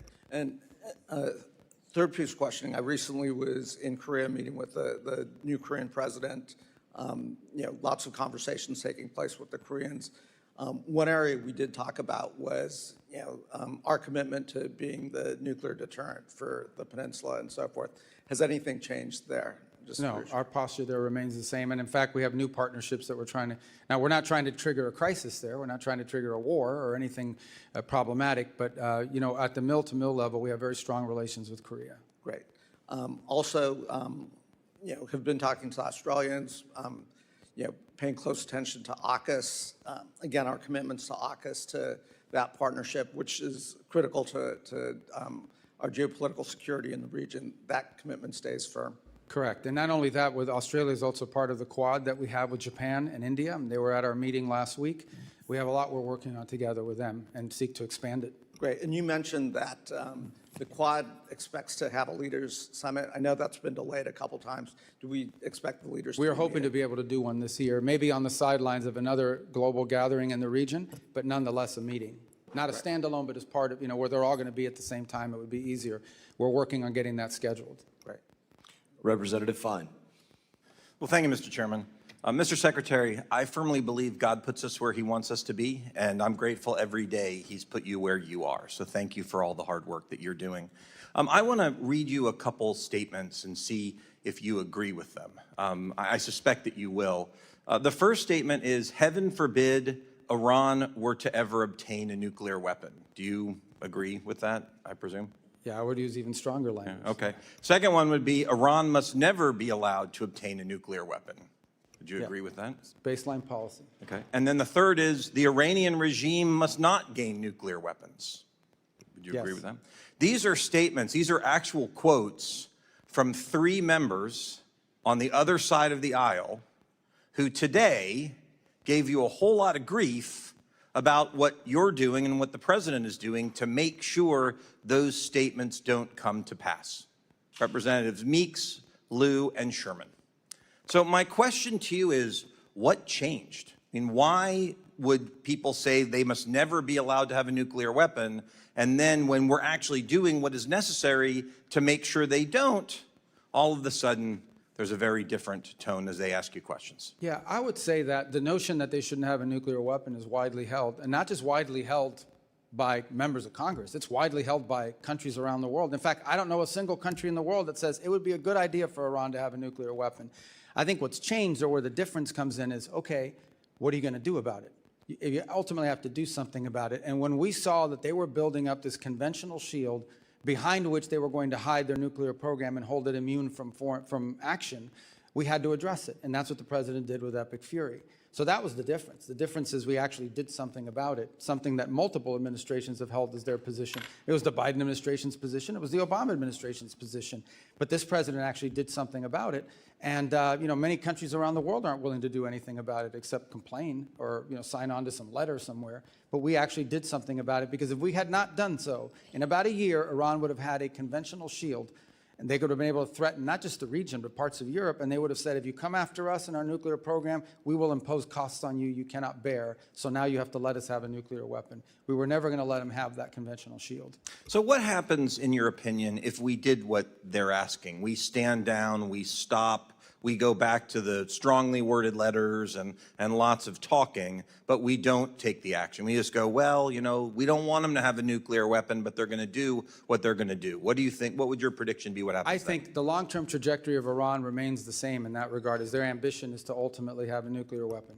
That is ultimately their ambition. They probably view it not just as regime security, the way that they do in North Korea. They view it as an ability to become the dominant power in the region. Once they possess a nuclear weapon, nothing stops them from sponsoring proxy groups all over the region to destabilize Jordan, Saudi Arabia, multiple Sunni countries, and of course wipe out Israel. So it would be fair to say then that standing in the way of what you're trying to do over there, what we're trying to do over there, effectively is emboldening and enabling Iran to get that nuclear weapon.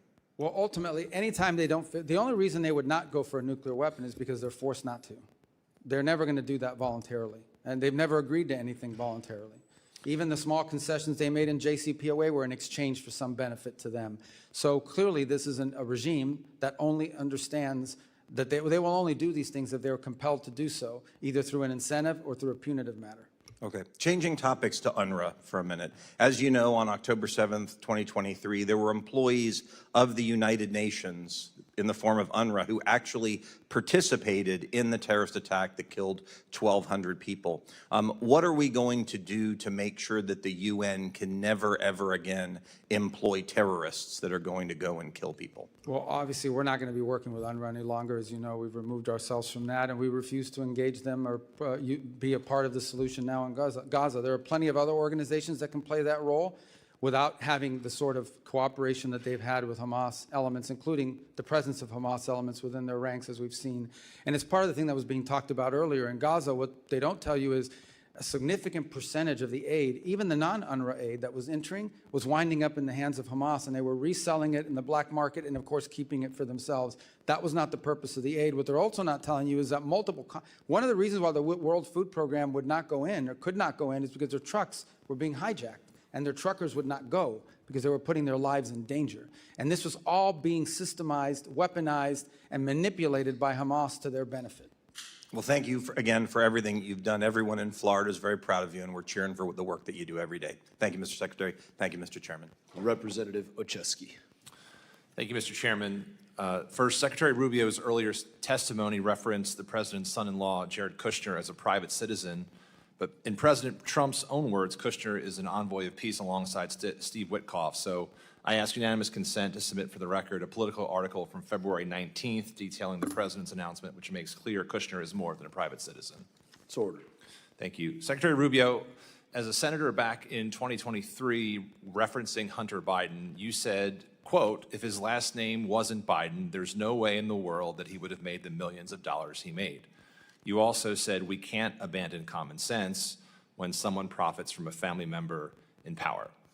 Is it fair to say that you agree that it's wrong for elected officials and their families to profit from positions of power? To use government service to make money, yeah, of course. Great. I appreciate that, and I share that sentiment with you, sir. I want to revisit some of the details that were brought up earlier and put into the record about the president's own stock transactions, a form which he filed that shows he completed more than 3,700 stock transactions in just the first 3 months of this year alone. The president bought hundreds of thousands of dollars in Palantir stock shortly before he publicly praised the company on his social media site. As if the name drop itself wasn't enough, he included the company's ticker symbol for good measure, hardly subtle to me. On March 23rd, after nearly a month of war with Iran, the president said talks were, quote, very good and productive, and extended his deadline for a deal by 5 days. Oil prices dropped and energy stocks fell while Trump bought shares in companies like ExxonMobil, Chevron, and other firms positioned to benefit if the war continued, which it did at the president's direction. He bought a dip that he created. Then there's NVIDIA. The president bought as much as $1 million in stock just 1 week before the Commerce Department formally approved the sale of NVIDIA chips to China. 1 week. He bought up to $5 million more in NVIDIA stock in February, right before the company announced a major chip deal with Meta. It's pretty good luck if you ask me. If that's not bad enough, the president's son struck a multi-billion-dollar crypto deal with a UAE state-backed firm.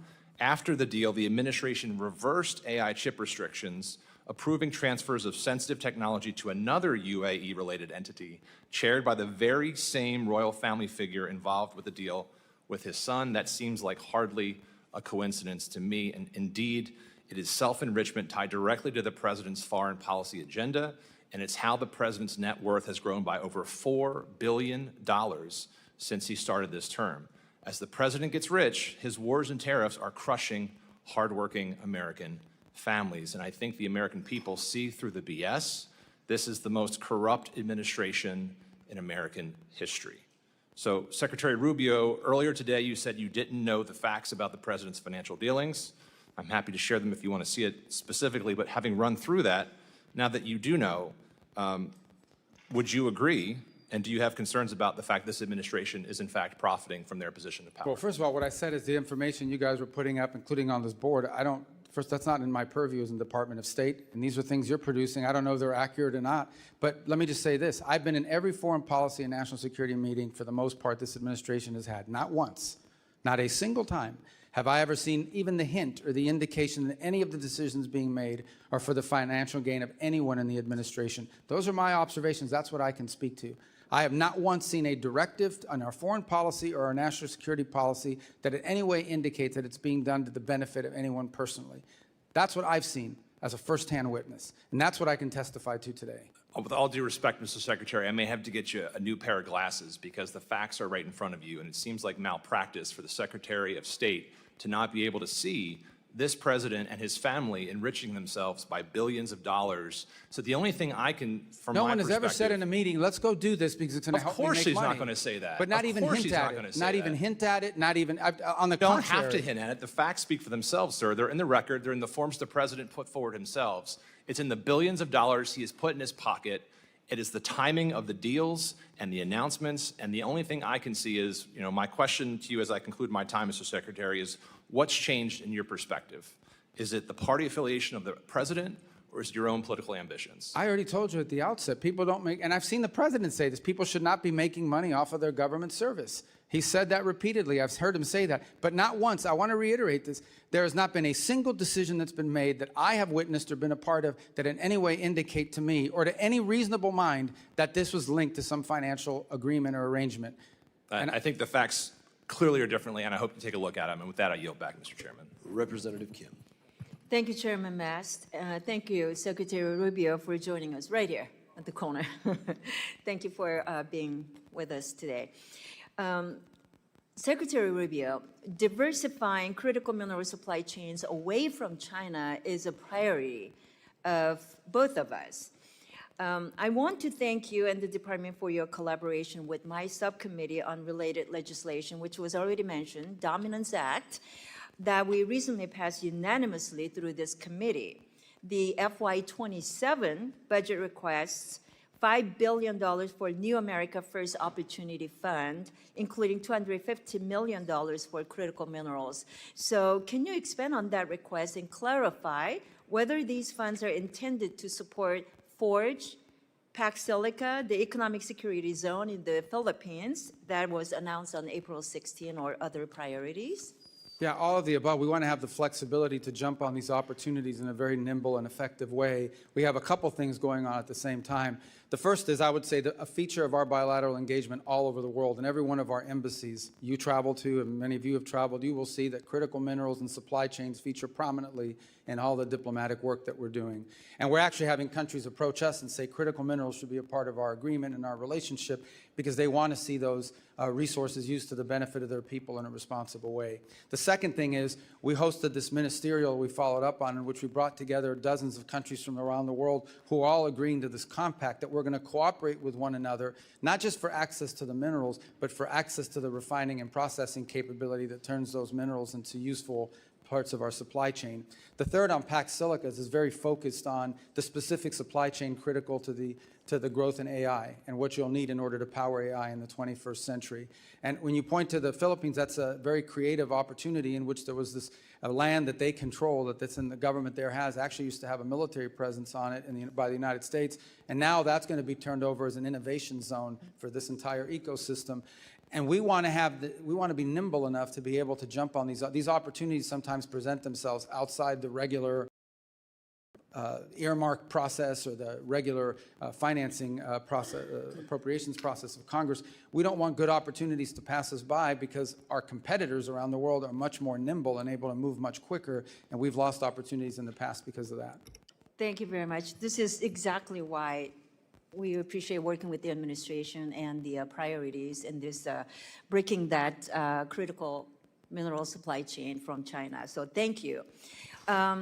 In February, the administration released its long-anticipated Maritime Action Plan that rightly focuses on reindustrializing American shipbuilding and reducing reliance on Chinese-built ships. The plan notes but does not focus on the need to work with our international partners to address the short-term gaps in our shipping industry. My international counterparts have noted that absent a Ministry of Industry, they are unsure whom to engage on the U.S. side for international shipbuilding matters. So, Mr. Secretary, do you agree that the State Department should be the primary point of entry for these discussions? And if so, which office within the State Department should lead that?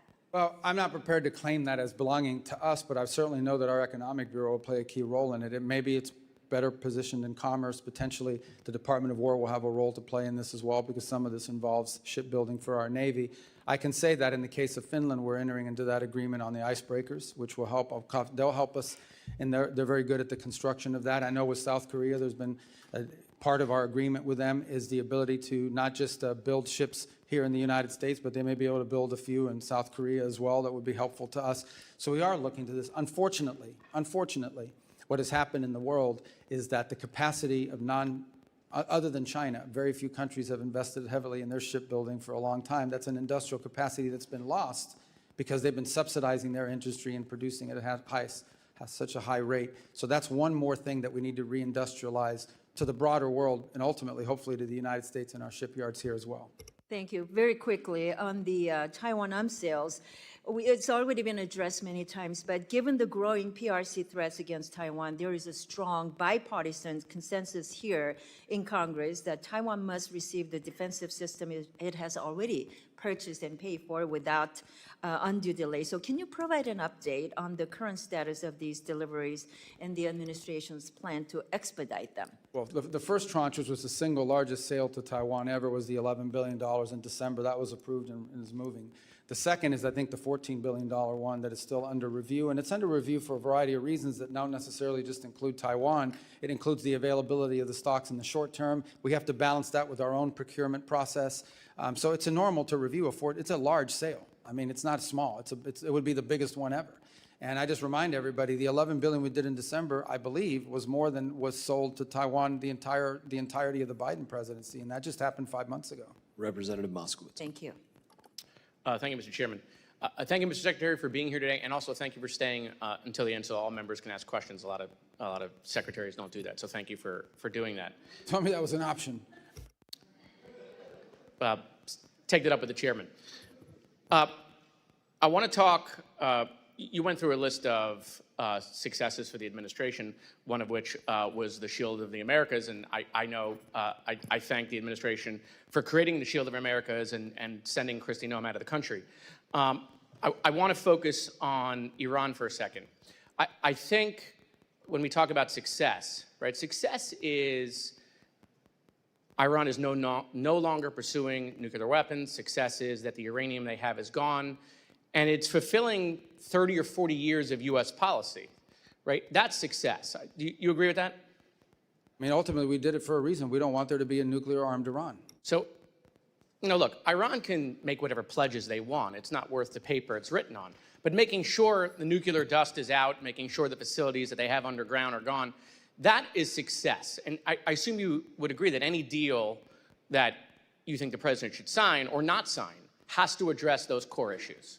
Absolutely. So the removal of highly enriched uranium is an irreversible step. You remove it or you destroy it, it's not there anymore.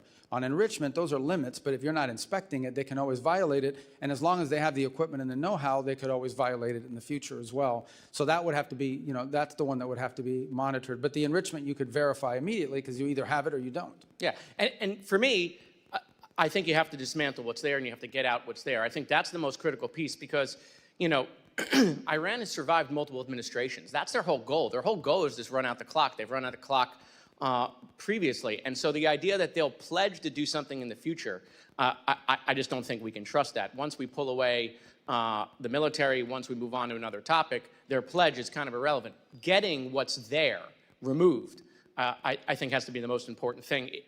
Otherwise, it's hard to convince, I think, the American people that it was worth the success. We talked a lot about critical minerals. I think the administration is doing a really good job on critical minerals, these rare minerals that we need for our military, for technology. but I don't think the American people understand how important it really is and what China is doing around the world. I mean, do you think the administration could do a slightly better job on educating the American people why this is so important and why they should care about that? Yeah, I think we all need to do a better job. And I started talking about this issue when I was in the U.S. Senate, but frankly, it's not sexy. You know, I mean, you have to explain it to people because they have to understand that you can build the greatest car in the world. You can build the greatest plane in the world. You can build the greatest weapons system in the world, and you can build the greatest technology and infrastructure in the world. If it's missing one little thing, one chip, one element that you need to build it, if it's missing that, the whole thing doesn't work. You can't do it. Yeah. I think back to the magnets that are critical to the cars, and when the Chinese cut us off and the world off of those magnets that they were producing for cars, no, I wasn't even that conversant in the issue before it happened. So I think there are vulnerabilities like that. We've mapped out those vulnerabilities. I would agree. I think this is going to require a sustained public campaign to tell people when we talk about critical minerals, what we're actually talking about and why it's important. And I think that's right. And I think people don't understand exactly the long game that China is playing. And I think it's important for U.S. foreign policy around the world. Mr. Secretary, you know, the war in Gaza is all over my algorithm, all over my feed every day. But you know what's not on my algorithm or anyone else's algorithm here or the kids in college? There's nothing about the Ukraine-Russia war, about the hundreds of thousands of people that are dead in that war, or the 25,000 people that were kids that were kidnapped, or all the kids that were killed in that war, the terrible images that exist in a real war. Why is it, do you think, and is it the Chinese again, that, you know, the algorithm is full of what's going on in the Middle East, but the Ukraine-Russia war, nothing. No images, no stories about the kids, no stories about the hundreds of thousands of people that are dead. Yeah, I can't speak to the algorithms and what those systems are doing with regards to that. I can tell you that in addition to what you've just mentioned, I do think that, this is my observation, this war has now lasted longer than the Second World War. I don't want to use the term stalemate, but clearly both sides are trading a kilometer for a kilometer, an incredible death rate. The Russians are losing 5,000 soldiers a week, which is a crazy number. And the Ukrainians are losing people too, but not nearly as many are at the rate. It's sort of a stalemated, stagnated fight that now I think threatens to escalate because we're seeing these deep strikes into Russia and deep strikes into And I don't want to cut Kyiv. you off, Mr. Chairman. Mr. Secretary, I have only 9 seconds left. Cuba, real quick. Thank you guys for indicting Raul Castro. I wish it would have happened years ago. The Cuban people deserve to be free. The time has come. I'd love just to give you a minute or to talk about what you see for that island in the coming years. And just to be clear, we didn't indict Raul Castro. A grand jury in South Florida indicted him, and then Americans indicted. Yeah, no, but I know what you meant. I'm just saying I want to be clear. It was done through a grand jury. It wasn't. I've spoken to this a few moments ago as well. We'd like to see a better future in Cuba, one in which the Cuban people have something that looks like the way every other country in the Caribbean lives. The impediment there, unfortunately, is this military conglomerate that controls 70% of their GDP, and none of its revenue translates to the Treasury and therefore doesn't translate to the benefit of the Cuban people. So we're open to an arrangement that allows that process to begin. They're the ones that have been recalcitrant. In the meantime, we're prepared to provide humanitarian assistance to the people of Cuba so long as it's distributed by non-governmental organizations that are trusted, like Samaritan's Purse, Caritas through the Catholic Church, the UN, others. But it can't be stolen and wind up in the Gaesa dollar stores. That can't happen. Representative Secy. Thank you, Mr. Chairman, and Mr. Secretary, always great to see you. And just to change little topics where it isn't Ukraine or Venezuela or Cuba or Taiwan or one of the big ones, Congress passed a U.S. Foundation for International Conservation in the 2025 NDAA. It passed with a wide bipartisan effort. I think you probably voted for it. But as you recall, what it was really an effort to have a public-private partnership to remove anti-poaching and cut off the funds for terrorist organizations in Africa, primarily, and you know the list. But I'm concerned, obviously, on it because per the law, it said that State Department was going to establish the board in consultation with Congress. Before, and the money's already been allotted. There's a lot of money in there, and I just recently came back from Africa, and it's happening every day that the poaching activities are again funding the terrorist organizations who are going out. And what I'd like is a commitment from the State Department to move forward on appointing the board, because at the end of the day, nothing can happen until the board meets. to unleash the leveraged private dollars, which are, I think, 2-to-1 ratio. That can't happen. The program is at all standstill until the State Department appoints the board in consultation with Congress, but the first step is with you. Could I have your commitment that you're going to prioritize this? And get I it told done? others we're going to follow up on that, but I believe there's a presidential appointment role in that board, if I'm not mistaken about the, so we'll have to check with White House and personnel as well, but I'll get you an answer. The board has been the impediment, you're right.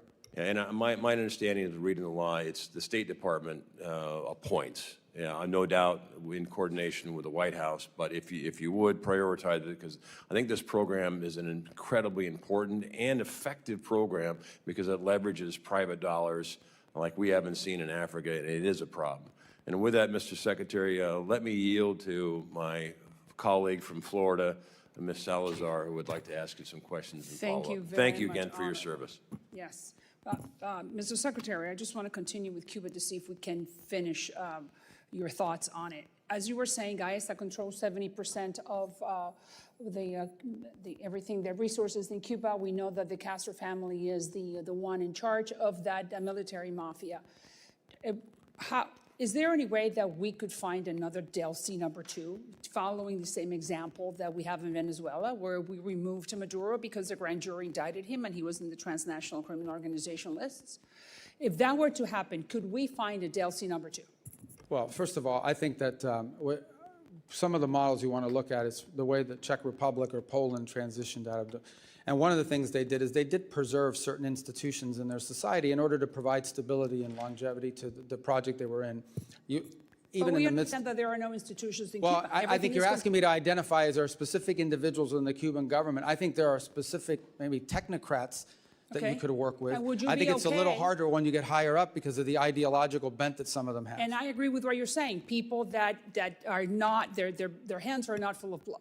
Could we consider the possibility in order to avoid civil wars and instability and chaos? I think the United States is open to a negotiated situation that puts Cuba on a path towards democracy, prosperity, freedom, normalcy. We would be open to that, and we would work with whoever is open to doing it. Obviously, it'll be challenging, and that system is all I've said. I mean, some of these people have committed 67 years to this viewpoint. It isn't hard, it's not going to be easy for them to We pivot know, away but from have it. we identified, we know that very well in our community, but have we been able to identify someone that could fill that role? Well, I wouldn't say that we've identified a specific individual that could play that role. I think there are clearly people within the technocratic realm of the government that could play some role in all of this. But ultimately, if you're asking me, is there a singular individual right now that we would trust and rely on to lead this transition from start to finish, I can't give you that name right now. I understand. Now, we know that today Raul turns 95 years old. At 95, you're pretty old, and making decisions is very hard. We know that El Cangrejo is his grandson, younger, 41 years old. Don't you think that maybe are you sending messages to the younger generation to convince Raul in order to make it easier for that island, like you said, to become Jamaica or Dominican Republic, Taiwan, Singapore, and Hong Kong? Yeah, I think that there are clearly individuals within the apparatus of power in that country that understand that what they have now is not sustainable and needs to be fixed. But they don't have power, do they? They cannot make decisions. Even if they have power, they don't know how to do it, or they don't have enough power, because so much of it has to be consensus built internally. But there are clearly people that are aware that what they have now is not sustainable. Thank you, Mr. Secretary. Representative Johnson. Thank you so much, Mr. Chairman. Mr. Secretary, thank you for being here. I know that my colleagues have addressed the Iran and affordability of energy prices with you during this hearing already. Being from Texas, obviously energy is a big issue in our state, and I've heard repeatedly on the, I just want you to know, I've heard repeatedly on the campaign trail and then from just my constituents in general, just how much the rise of gas prices is really hurting our economy. And I just want to express my concern that the administration did not properly analyze the effect of this war on gas prices, the effect of this war on the economy, the effect of this war on affordability. And I hope that you will take that into consideration as you make your further decisions, because it's very concerning. It's really hurting a lot of people at home. I'd like to focus my time with you on Afghan allies. I don't think that topic's been really brought up much today. The Trump administration continues to treat our Afghan allies with dishonor, in my opinion. In my district, Mohammed Nazir Paktawali who fought alongside U.S. Special Forces in Afghanistan, died in ICE custody after participating in the Afghan evac program. The United States brought him and his family here to this country. He was wrongfully detained and was, as a 41-year-old man, was dead 24 hours later. I'm very concerned what's happening with our Afghan allies and what we're doing in this country. Under your leadership, U.S. State Department dismantled the Office of Coordinator for Afghan Relocation Efforts and halted the visa processing for Afghan allies, abandoning thousands of our allies that are here. In my opinion, it's dishonorable and it's damaging. America will face fights tomorrow, and thanks to the Trump administration's treachery to this community, we may face them alone. I don't know how this administration can expect citizens from other countries to rise up and stand with us at great personal peril to themselves, based on a promise that we'll take care of them when they see how we have failed our promises to those from Afghanistan. Since you've been forgotten what this country stands for, I'd like to remind you of your own words from your own 2016 presidential campaign.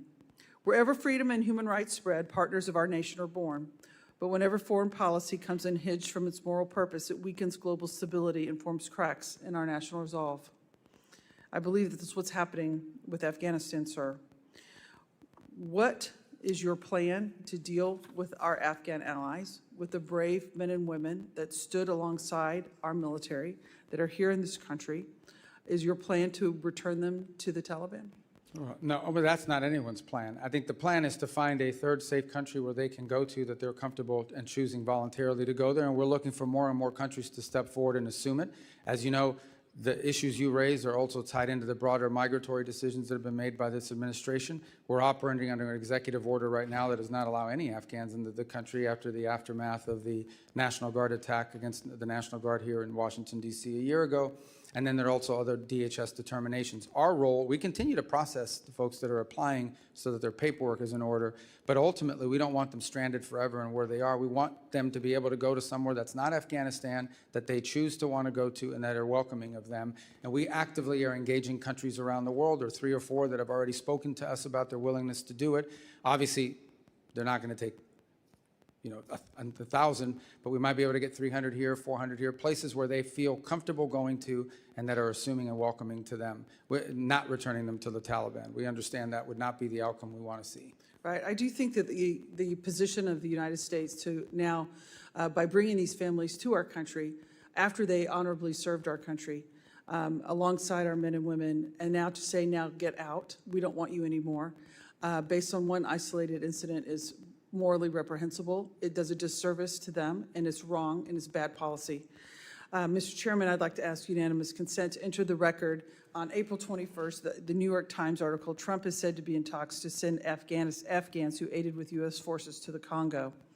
Mr. Secretary, is it the policy of this government to send these Afghan folks to the Congo? That's just one country. The policy of the United States is to find multiple countries, and they would be able to choose which one they want to go to of the options that they're presented. That was based on a leak of an internal document. That was just one country that expressed interest, but there are multiple others that have as well. And so are they going to be forced to go to the country? What if they don't want to go to the Congo? What if they don't want to go to Afghanistan? What is their option? Can No, they we stay don't here? want to force any. That's why I'm saying we want to have multiple countries so they can choose. Here are the 5 or 6 countries that will let you go. Which one of them do you want to go to? It's not to force them. It's to give them options about places they can relocate. Representative Biggs. Thank you, Mr. Chairman. And Secretary Rubio, thank you for your service. This country finally has a Secretary of State who puts America first, and I'm very proud to stand with you.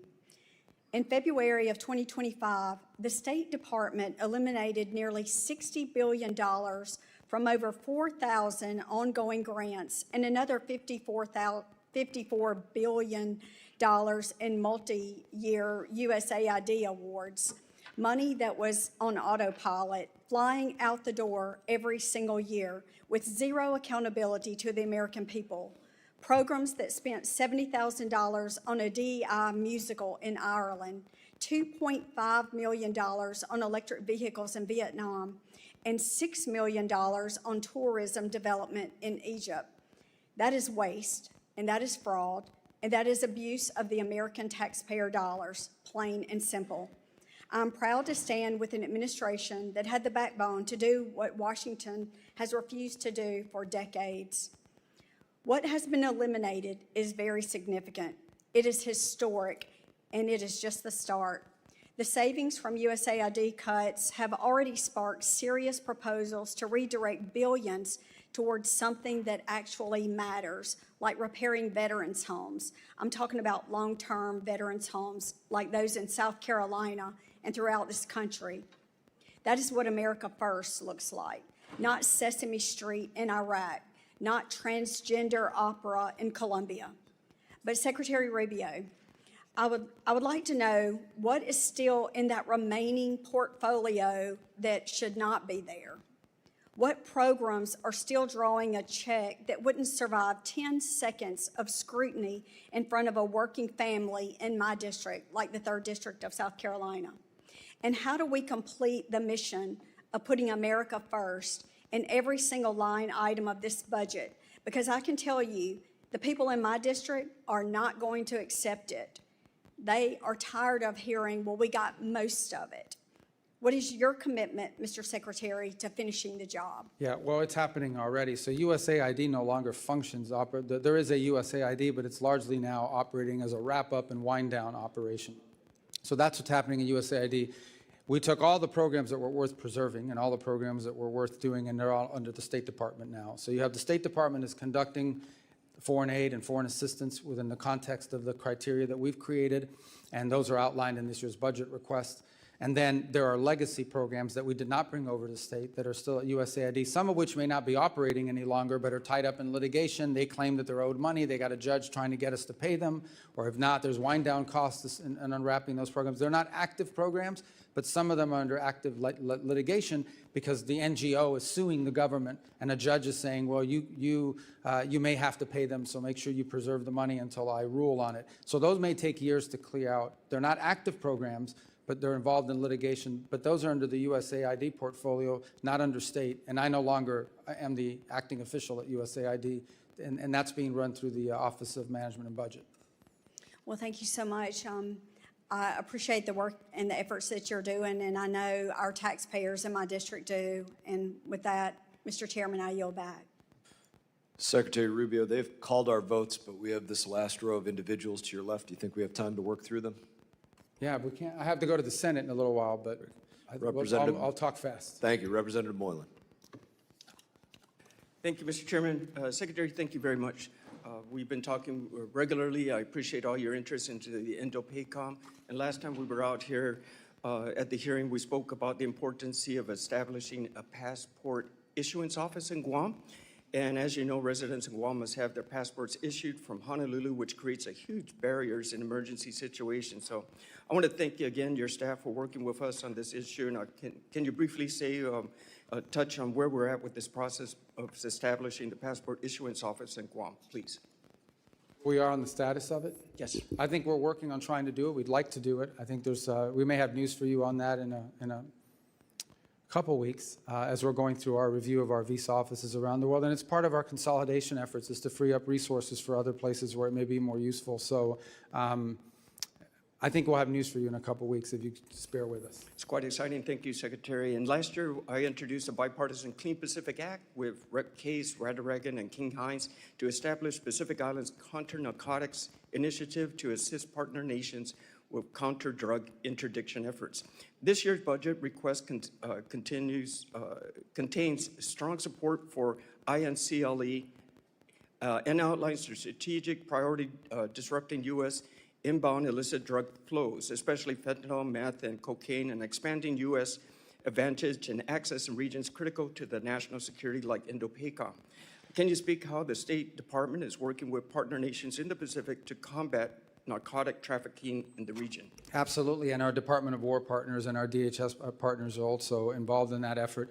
And it involves two things. Number one is allowing us, in some cases, to cooperate with them, to work alongside them in this work. And the other is building their domestic capacity so they can have better awareness. Some of it is domain awareness, radar systems. In other cases, we're providing that to them, the intelligence that they need to action. The third is training and equipping, which obviously is a key part of being able to take on these groups. The challenge with these transnational groups is that in some cases, they have more money and better weapons than the actual host government. It's been a problem in place after place. But as you've seen more recently, Guatemala's now entered an agreement with us. We're cooperating very closely with Ecuador. El Salvador's been there from the beginning. We're hopeful that we can increase our cooperation under the new administration in Honduras. So I think we've made good progress in that regard. Thank you, Mr. Secretary. And how do you believe Guam and the other territories can leverage their strategic location for promoting foreign policy interests in the Indo-Pacific? Well, a couple of points, obviously. Number one is many of these, as a domain awareness, just from a geographic perspective, the ability to be there allows you from the military side to be able to station forces, but also allows you to do more activities regarding the safety of navigation, the freedom of navigation, domain awareness to control, to support that, the safety of undersea cables that are increasingly under threat from being disrupted. There's a whole host of areas, illegal fishing. There's a whole host of things of cooperation that we could reach, and that the Pacific Islands are geographically prime located to really help us. And we've given them more attention. We've been more engaged at a bilateral level than we've ever been with Pacific Islands. Thank you, Mr. Secretary. And final question. In the recent years, we've seen malign influence grow in the Indo-Pacific and threatening the stability of the region. How is the State Department responding to the increased CCP-related funding and police training across the Pacific? Again, it's a topic that we're raising with our partners, but first on awareness. It's not just in the Pacific. We've seen extrajudicial, extraterritorial efforts on the part of the CCP in multiple places around the world. And so in all of our diplomatic engagements, we raise these issues with these countries. The opening of police stations, the sending of individuals to harass Chinese nationals that are abroad, who they view as a threat or what have you. It's become a feature of much of our engagement in many countries around the world. Mr. Secretary and Mr. Chairman, I'd like to yield my last minutes to Rep. Salazar, please. She's got this thing rigged. Her time. That's great. It's 5 minutes. And, I know, I understand. So, okay, so let's continue then with the Cuba issue and with the Venezuela. I was asking you earlier today that Venezuelans have a desire to have free and fair elections. So we know that we are in the country, that we've liberated them. But the big question is and you answered me partially. I just wanted to give you the opportunity to finish. Why can't we just establish and send the signal to the Delcy group and to all the Maduro people that were cooperating with the Maduro regime that are still in power because of Delcy? Why can't we just send a clear message that elections will be coming, let's say, December of 27, beginning of 28? In that way, I think the rule of law will start. They will have the impression that the rule of law will be established. Yeah, I think that impression's been clear. I mean, the Venezuela that everyone wants for the future is not possible without free and fair elections. They have to understand that it's been a feature of all of our engagements with them, and it continues to be. I'm not sure it would serve that purpose to announce a date certain, in a public forum, because the conditions have to be in place. It's not just about saying I'm going to call elections in December or January. It's about, is there a free press? Are political parties able to organize and operate? That has to happen, too. And we agree, Mr. Secretary. Your time's expired. All right, your time's expired. Mr. Chair, we do want to get through multiple members and get to Mr. Miller, so if you could go as quickly as you can before votes Thank you. causes leave. You spoke about the 60% enriched uranium. Iran also has significant amounts of 20% enriched uranium. The more difficult part is to go from 5% to 20%. What is your view in negotiations of the 20% uranium? Well, I've used the term highly 60% because that's the one that clearly has. I mean, even 20%, you could argue, not that I claim that they are, but you could argue they're being used for medical isotopes and things of this nature.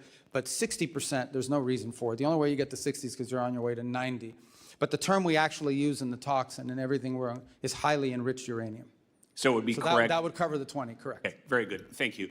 Well, listen, I want to congratulate you for the impressive job you're doing for the American people. My only critique would be that we need to hear more from Marco Rubio. President Trump is obviously in a class by himself, but you're the best communicator in the administration on complex foreign policy issues. I was in the room with you in Munich, so I know you wear a lot of hats. There's a lot of memes about you, but please continue to be as vocal and upfront as you can. A question I have about is expeditionary diplomacy. I had the privilege of serving as a State Department officer in Iraq during the Iraq surge.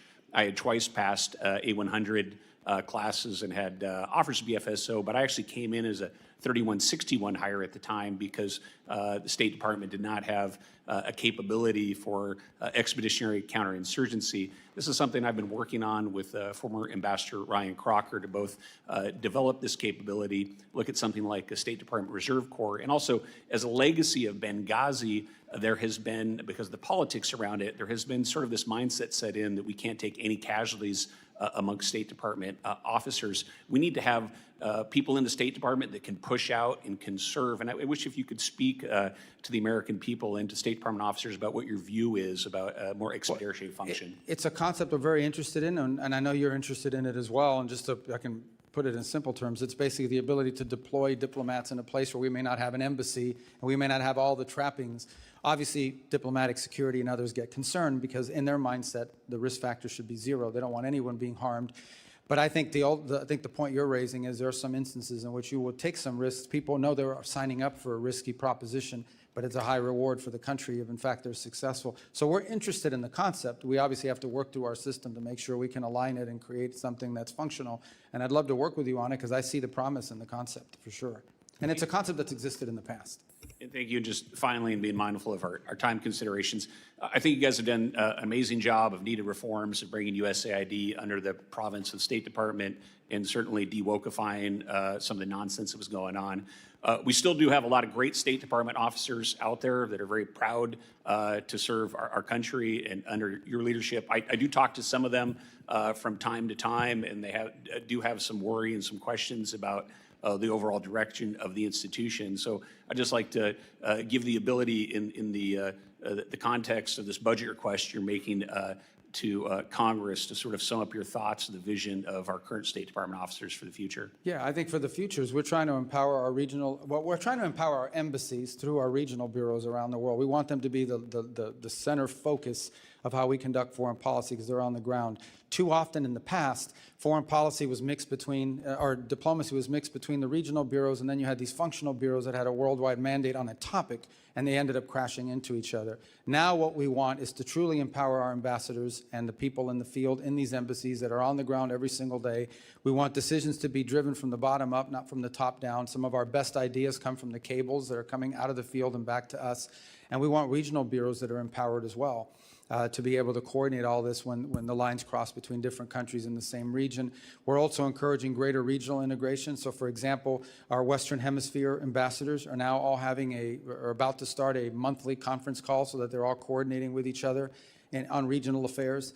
These are the kinds of things that we're trying to encourage. But ultimately, what we want is a State Department whose foreign policy is driven by the national interest and understands that first and foremost, you have to define what's in the national interest and you have to pursue it in a pragmatic and effective way. That's what we want our diplomacy to be about. And I think some of that mission had been lost. And that's why multiple secretaries of states before me had tried or wanted to reorganize the State Department and weren't able to do it. I'm glad we did, and I think it's going to get stronger every year under this new organizational scheme. Thank you very much, Mr. Chair. Yield back. Representative Luna. Secretary Rubio, thank you for being here today. I was wondering if you could let me know if you are familiar with the name of Neville Roysingham. Yeah, he's I think an American millionaire living in China who's funding all of these left-wing radical loons. Correct. When you were on Senate Intelligence, you had actually sent a letter encouraging the Department of Justice to look into him for a FARA violation. For those people who will see this clip later on the internet, can you just briefly explain what FARA is? It's the Foreign Agent Registration Act, and it means if you're operating on behalf of a foreign country, you have to register and declare yourself as such. To provide some context for those looking at this, Mr. Singham's in total given $1.3 million to an organization called Code Pink, as well as over $278 million to various nonprofits since 2017. Secretary Rubio, it's in my opinion, observing what's been happening on both sides, really contributing to the political divide in this country, that many countries are engaging in influencer operations to include psychological operations on the American people with the intent to undermine not just our foreign policy from the administration's perspective, but also to pit us against one another. Would you concur with that statement? There's no doubt, absolutely. Are you aware of any countries in particular that are currently engaging in this? Well, I don't think there's any doubt that we see evidence of it from the CCP. We've historically seen some of it as well from Russia historically in the past in a different way. I think you're starting to see some of it from Cuba, and I think some of these are linked with one another. In fact, that group that you just mentioned actually traveled to Cuba, stayed at a very fancy and expensive hotel that is sanctioned, and I think are now being looked at by the appropriate officials to see if they violated U.S. law in the trips that they're taking. But there's no doubt that when you have people showing up with pre-printed signs 24 hours after Nicolas Maduro was arrested and extradited to the United States, that's not an organic movement. Someone's paying for that. I think one of those organizations would be the National Network on Cuba, which is a pro-communist, anti-American organization comprised of dozens of member organizations to include Code Pink, the Communist Party USA, Democrat Socialists of America, Socialist Worker Parties, and various organizations to include Armed Queers of Salt Lake City, which Tyler Robinson, the individual who murdered our friend Charlie Kirk, has loose ties to an association with at the time of the assassination. I just want to point out that from my perspective and in talking with you personally, I can see that you are very much of the mindset of peace through strength, but also pursuing peace first before you hit people with a big stick. So I appreciate that perspective because it is refreshing and not common in Washington, D.C. But with that being said, I heard a lot of talk today on Russia specifically. I understand that peace talks are very much so alive and well, and that the United States, for the first time ever, at least with this administration and you heading as the Secretary of State, have been instrumental in those talks. I would like to, though, ask you, for the first time in 20 years, recently, we had the Russian Duma come here to meet with members of Congress.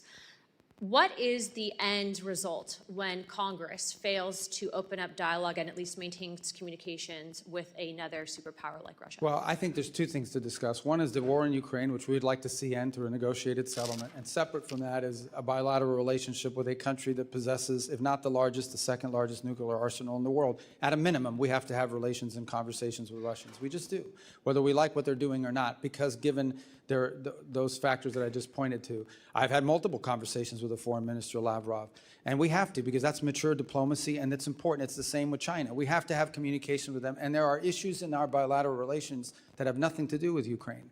So now, I think our relations with them will be friendlier and easier to pursue once the war in Ukraine is wrapped up, and we've made that point in this engagement.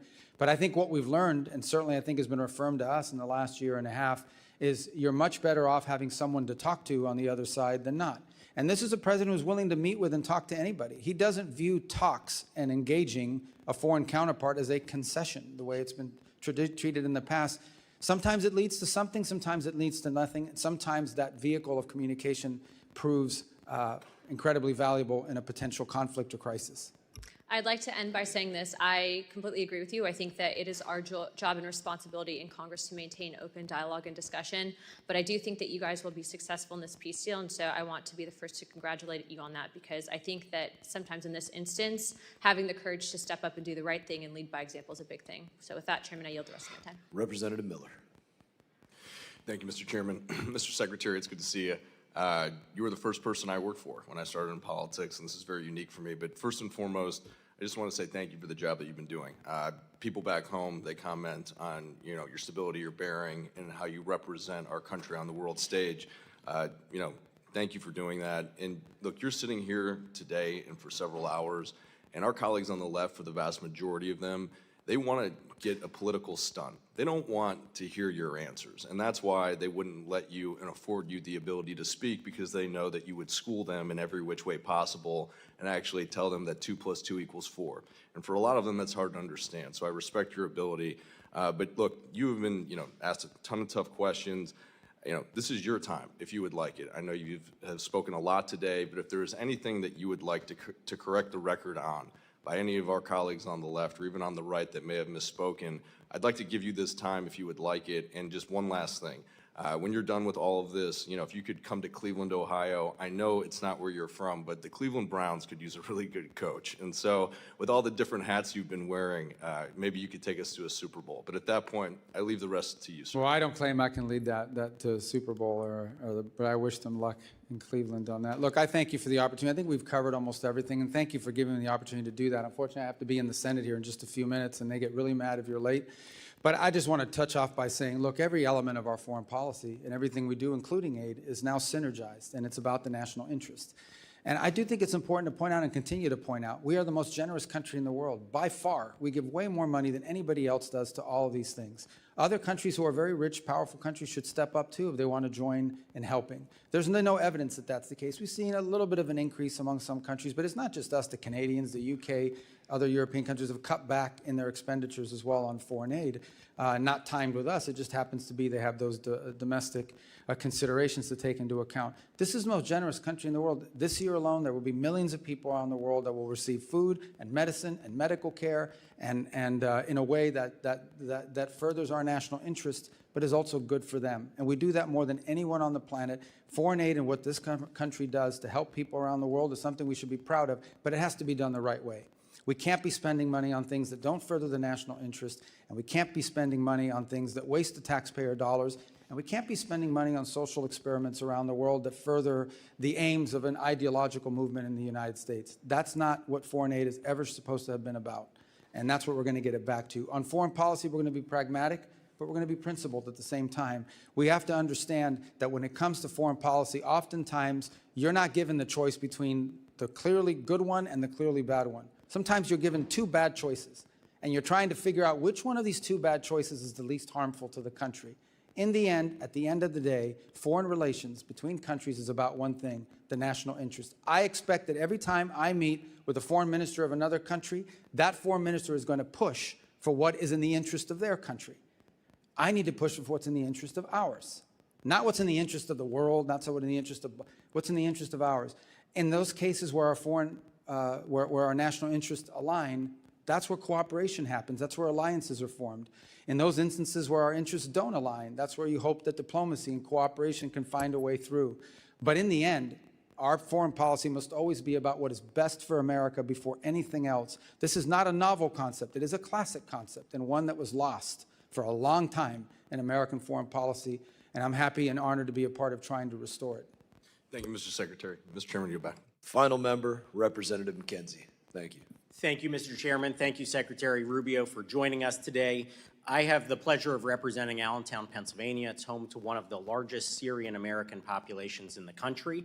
And obviously, there have been a number of atrocities in that country during the ongoing conflict there, some of them targeting the Christian population. On June 22nd of last year, the Mar Elias bombing happened at a church, and we are coming up on that one-year anniversary. I'd like to just ask you very briefly if you can give us an update on what's going on in Syria, what we're doing to achieve stability in that country with the leadership that is now in place, and also any updates on religious minority protections. Yeah. Well, we talked a lot today about Venezuela and other places. Syria is far more complicated. First of all, Assad deliberately divided groups in that country against each other.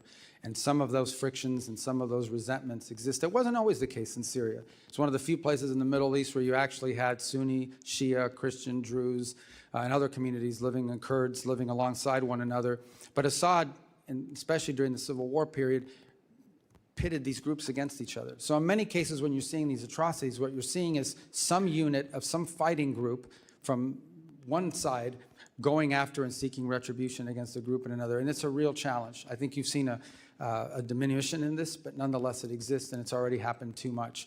The second is, the core here, and our goal is to have a nationalistic government in Damascus that seeks not to expand power or not to turn Syria into a base of operations for a foreign power, but to build a Syrian state that's inclusive of all of the elements in it.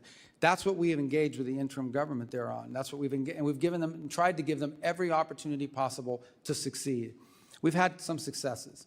As an example, when we had some fighting break out, especially in the Northeast, and we had these ISIS prisons. This is an underreported story, but we had these ISIS prisoners there. They agreed and were very cooperative in getting those prisoners transferred out of Syria and into Iraqi prisons before there would be a jailbreak that could threaten them and also threaten the region. I think we've seen significant progress in the relationship between Kurds and the central government. There's more work to be done, but some of that tension has now been downplayed. Down in the south, there's more complexity, of course. There are different Druze elements and Bedouin elements that have been more difficult to deal with. But we're trying to give the Syrian government there that's in place every opportunity to succeed. And obviously, there's a trust but verify component to this.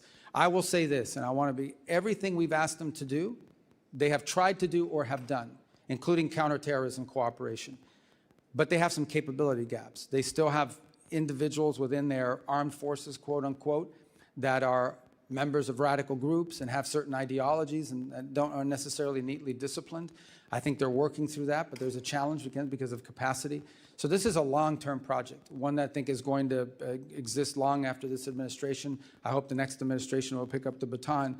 But I remind everybody that just 2 years ago, Syria was an operating base for the Iranian regime and all of its proxies. And had Syria stood on the table for them, it's interestingly enough, in the midst of epic fear and everything that's happening in the region, the one country that didn't see any of this. You saw it in Lebanon, you saw it in Iraq, you didn't see it in Syria. And I think that alone is a sign of why what's happening there has been good, but not good enough. We have a long ways to go. Well, thank you. Appreciate that detailed answer and your continued focus on Syria and improving stability in the country. The Syrians I know and the Syrian Americans say that they don't see those differences along religious lines. That is, as you pointed out, divisions that were created by somebody else. So what we can do to heal those divisions, protect religious minorities in the country, and ultimately get back to a stable and safe Syria for all those individuals is We agree great goal. 100%. The future that the government in place now claims to want is impossible unless every element of Syrian society is incorporated in power sharing and has a voice and influence over its own future, and of course isn't being killed. Thank you again, and look forward to working with you as we move forward. I yield back. Mr. Secretary, I thank you for your valuable testimony today. Members may have some more questions for you. They will have 5 days to submit statements, questions, and extraneous materials for the record, subject to length limitations. And without objection, this committee stands adjourned.